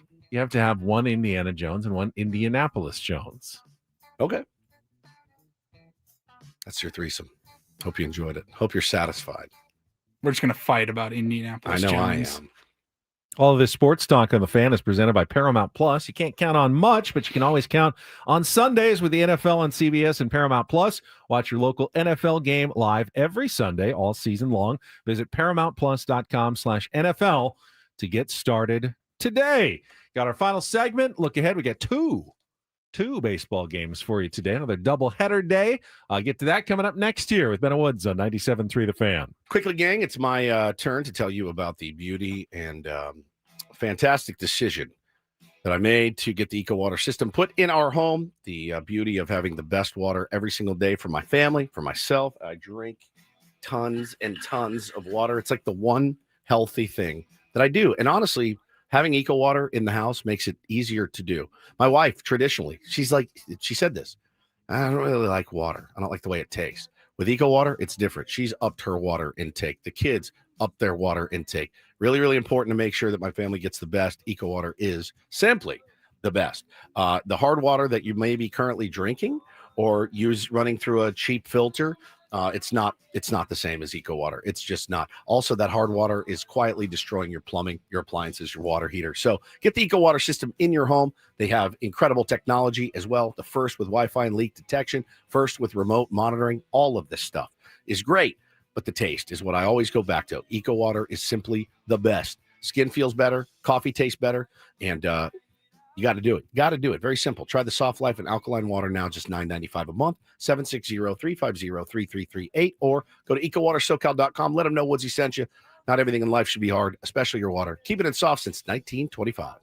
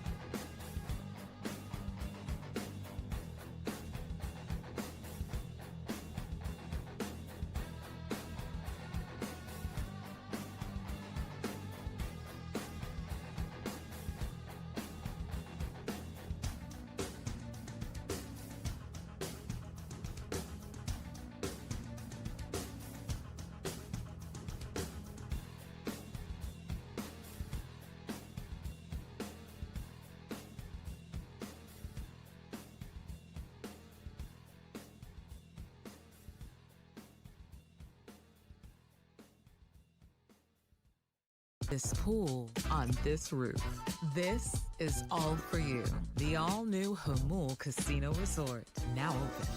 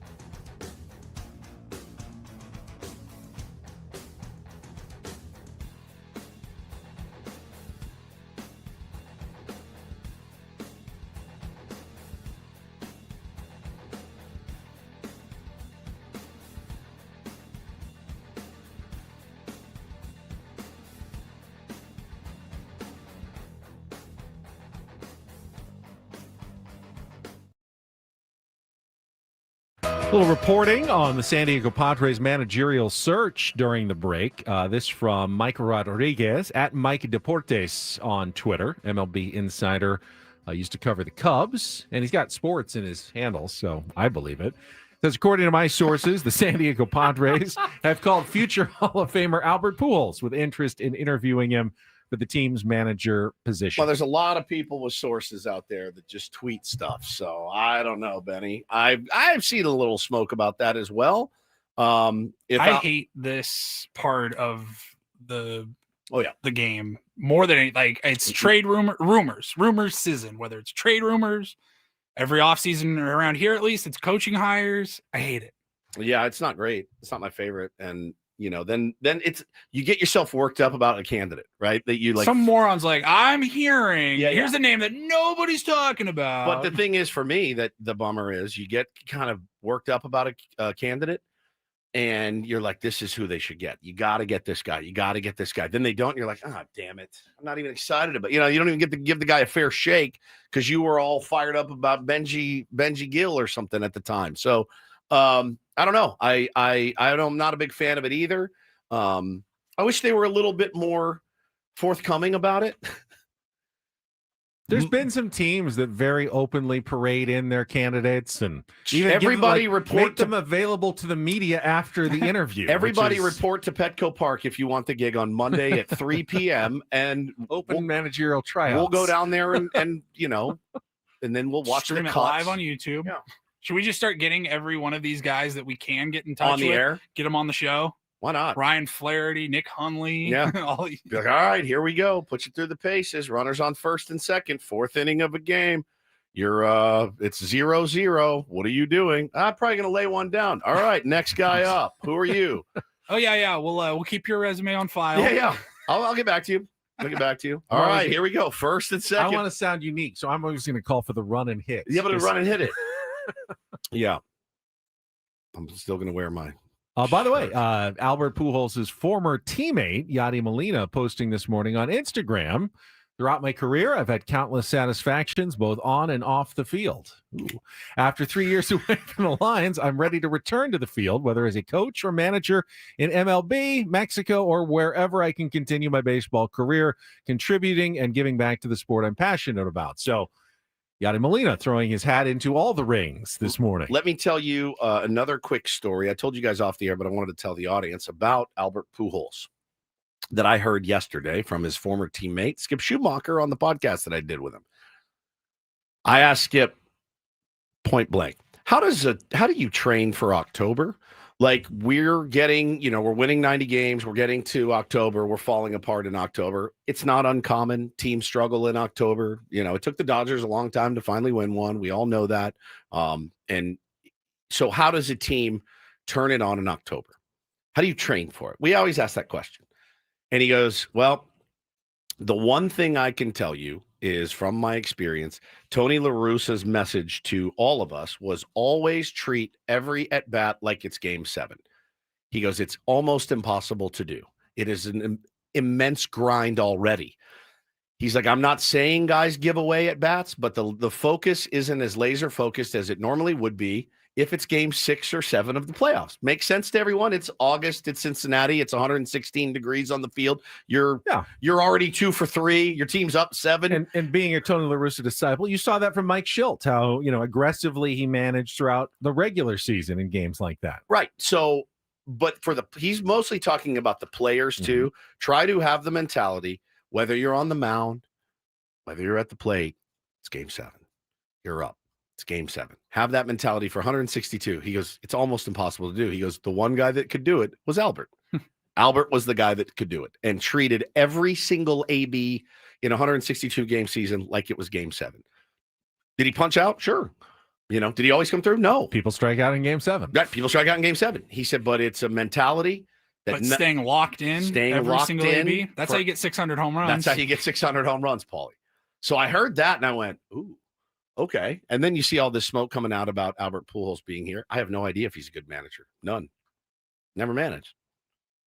So he did a WBC, right? Or was it WBC or Winter League? He's slated, Winter League, and he's slated to be the WBC manager for the Dominican coming up this year. Of course, that will have to change if he gets an actual managerial job in the big leagues. You can't do both. Yeah. So. But he is slated to be the WBC I am so manager. sorry, Albert. By the way, I said 600 home runs. 700. Yeah. 703. Whew. That's a lot. That's a lot of home runs. We do need more power. We do. Can he swing it a little? Player manager? DH? Transfer some of that ability to some of our players. So, again, just a mentality that he took with him in his career that could probably help some of the guys in our clubhouse. So, again, I could be swayed on Albert Pujols, certainly. Commands a real level of respect in the room, I would imagine. Just by walking in the door. I remember seeing him down there in the clubhouse last year. And I was not expecting to see Albert Pujols in the dugout. And I was elbowing you guys going, that's Albert Pujols. He was down. It was his daughter's birthday. She's a big Manny fan. Manny hooked her up with a jersey and things like that. So, sure. I'm on board to have them interview Albert Pujols. Right? Yeah, absolutely. I'm on board to have them interview Yadi Molina. That would be really interesting to me. That's why I think this process is going to be a long one, because I think AJ Preller's on board to talking to all of those guys, because he likes talking to baseball with all those guys and get their perspective. Said it a bit in the press conference this week. Yeah, he's going to learn about his team. He likes asking people about his team. And an interview is a way you can ask in depth what they think about your team. Even if you don't hire them, you may learn some things that you can take and give to your new manager from all the people you interview. It's an interesting process. Absolutely. So I'm not sure. But again, I did hear, I've heard that his name mentioned through the grapevine as well, but we'll see. He's probably going to be one of the guys they talk to. Interested to hear what Darren Smith's perspective is going to be tomorrow when he joins us at 7:35. Now, I've watched some of Darren Smith's clips that he's put out from his podcast. I'm going to tell him this tomorrow. I can't decide what side of the fence he's on. What are the sides of the fence? I really don't know. I can't decide what sides of the fence, and I don't know what side he's on. I was texting with him a little bit. And one of the clips was like, well, you knew what you were getting into with Mike Schilt. You knew he was prickly. You knew he was kind of a D-head is actually what he said based on, what you knew about him. And when he came here from St. Louis, and you know what happened. But I don't know what that means as far as I don't either. Because he left. Is there a side of the fence that the Padres shouldn't have hired Mike Schilt? I think I don't even know if that is a side of the fence. Right. No, I don't think he's saying that. I really shouldn't have let him get away. I can't. I just tell. don't know where is there even a fence here? You can't like if the guy walked in and said, I'm not doing this anymore. I can't do it anymore. I'm tired of the questions. I'm tired of you guys. I'm tired of the code, whatever. I'm leaving. I'm leaving this money on the table. If that's what happened. And again, I'm not heard anything to the contrary. I haven't. I don't know what the side. I just don't know. So you always want to create some sort of debate or controversy. Sure. But in this case, you hired Mike Schilt. It was a good hire. He did a good job for 2 years. He doesn't want to do the job anymore. So you let him go because you don't have any other choices. What's there to debate necessarily? Yeah, I don't know either. That's why I'm trying to ask him tomorrow. Like, what is your official position? Like, who are you mad at? I mean, could Mike Schilt? Are you mad at Schilt? Could Mike Schilt have done a better job in managing his, his personality and his interaction with his coaches seems fairly clear that he could, but I don't need to litigate that now. And I don't think that's not really a take either. I guess the only thing is his coaches should have been tougher or something, or wore it more or whatever. Not or he should have been tougher. He should have been tougher. I mean, I know the story came out the other day that he was too tough, but I think fans are also reading all of it, not just Kevin Acey's one story, like the whole scene, and going, so you started thinking about retiring back in August, right before the Padres went on a giant skid and couldn't take the division if they wanted to. Right. And that's a huge red flag. But again, to me. I don't know that any of this is an indictment of the Padres, who again got what they wanted out of Mike Schilt. He changed the culture. He improved the team. It's 4 managers in 6 years. That's an organizational thing. If you want to call it, you can decide how big of a problem it is, if it's much ado about nothing, but 4 managers in 6 years does not happen anywhere else. Well, one you fired, two you fired, one walked away for the first one you never gave a chance to be successful. Andy Reid never had players. Never. No chance. Jace Tingler had some players, had a collapse. That was probably on the organization. Like Jace Tingler wasn't ready, wasn't the right guy, wasn't the right pick. Bob Melvin, everyone thought was a really good pick. Didn't want to be here. Had a really good first season. And then the second season kind of went not well. And then he had an opportunity to leave. So you let him go. That was probably the right thing to do. And then with Mike Schilt, you made another seemingly really good hire who did a good job, but then he didn't want to stay. Now, his reason for leaving has nothing to do with the reason for the first 3 guys leaving. Right. So that's not really a trend. They're all just their own unique cases, I guess. They are. From the 855. Whoa. What's the comment? We still need to check traffic, don't we? Let's Say. check traffic since Paulie's excited to do that. And then we'll wrap up this conversation next. Oh, you have to we gotta hang on. refire it up now. Yeah. Okay. There we go. All right. Let's check traffic. From the 855, get Ross Traffic Center, protecting San Diego after accidents or injury. Here's Kelly Danick. Traffic is sponsored by Robert Half. Wrapping up on a pretty good note here, guys. Just one problem in the North County. South on 15, there is a collision before Auto Parkway. It's over to the right shoulder. At Robert Half, they found that 67% of companies want to increase contract talent. That's why the recruiters' expertise and award-winning AI work quickly to find the candidates you want. At Robert Half, they know talent. Visit roberthalf.com/talent today. I'm Kelly Danick with Ben & Woods, San Diego's #1 sports station, 97.3 The Fan. So ultimately, Darren Smith will join us tomorrow on our David P. Shapiro fan hotline. Facing criminal charges, trust David P. Shapiro, criminal defense attorneys, helping clients regain control since 2010. Visit davidpshapirolaw.com, and we'll see what side of the fence, if a fence exists, on this issue when we talk to him at 7:35 tomorrow. Yeah, it's interesting, man. I don't know if it was like he was just mad at AC or something for writing that thing, because he said, I thought it was a weird piece, not a lot of meat. 3,000 minutes on Mike was hard on his coaches. Right. And yeah, okay, that's fine. And I think, I think AC had his own interactions with Mike. If you watch the post game, you saw it every single night. My original point on all this was like, doesn't it feel like the Padres organization has dysfunction, chaos, whatever you want to call it, every single year? Yeah, it does. Certainly, you're not wrong. We've gone through this so many times. I think other organizations, I bet you, Paulie, Yankee fans and Phillies fans, and I think even to a certain extent Red Sox fans would probably sign up for some of this dysfunction.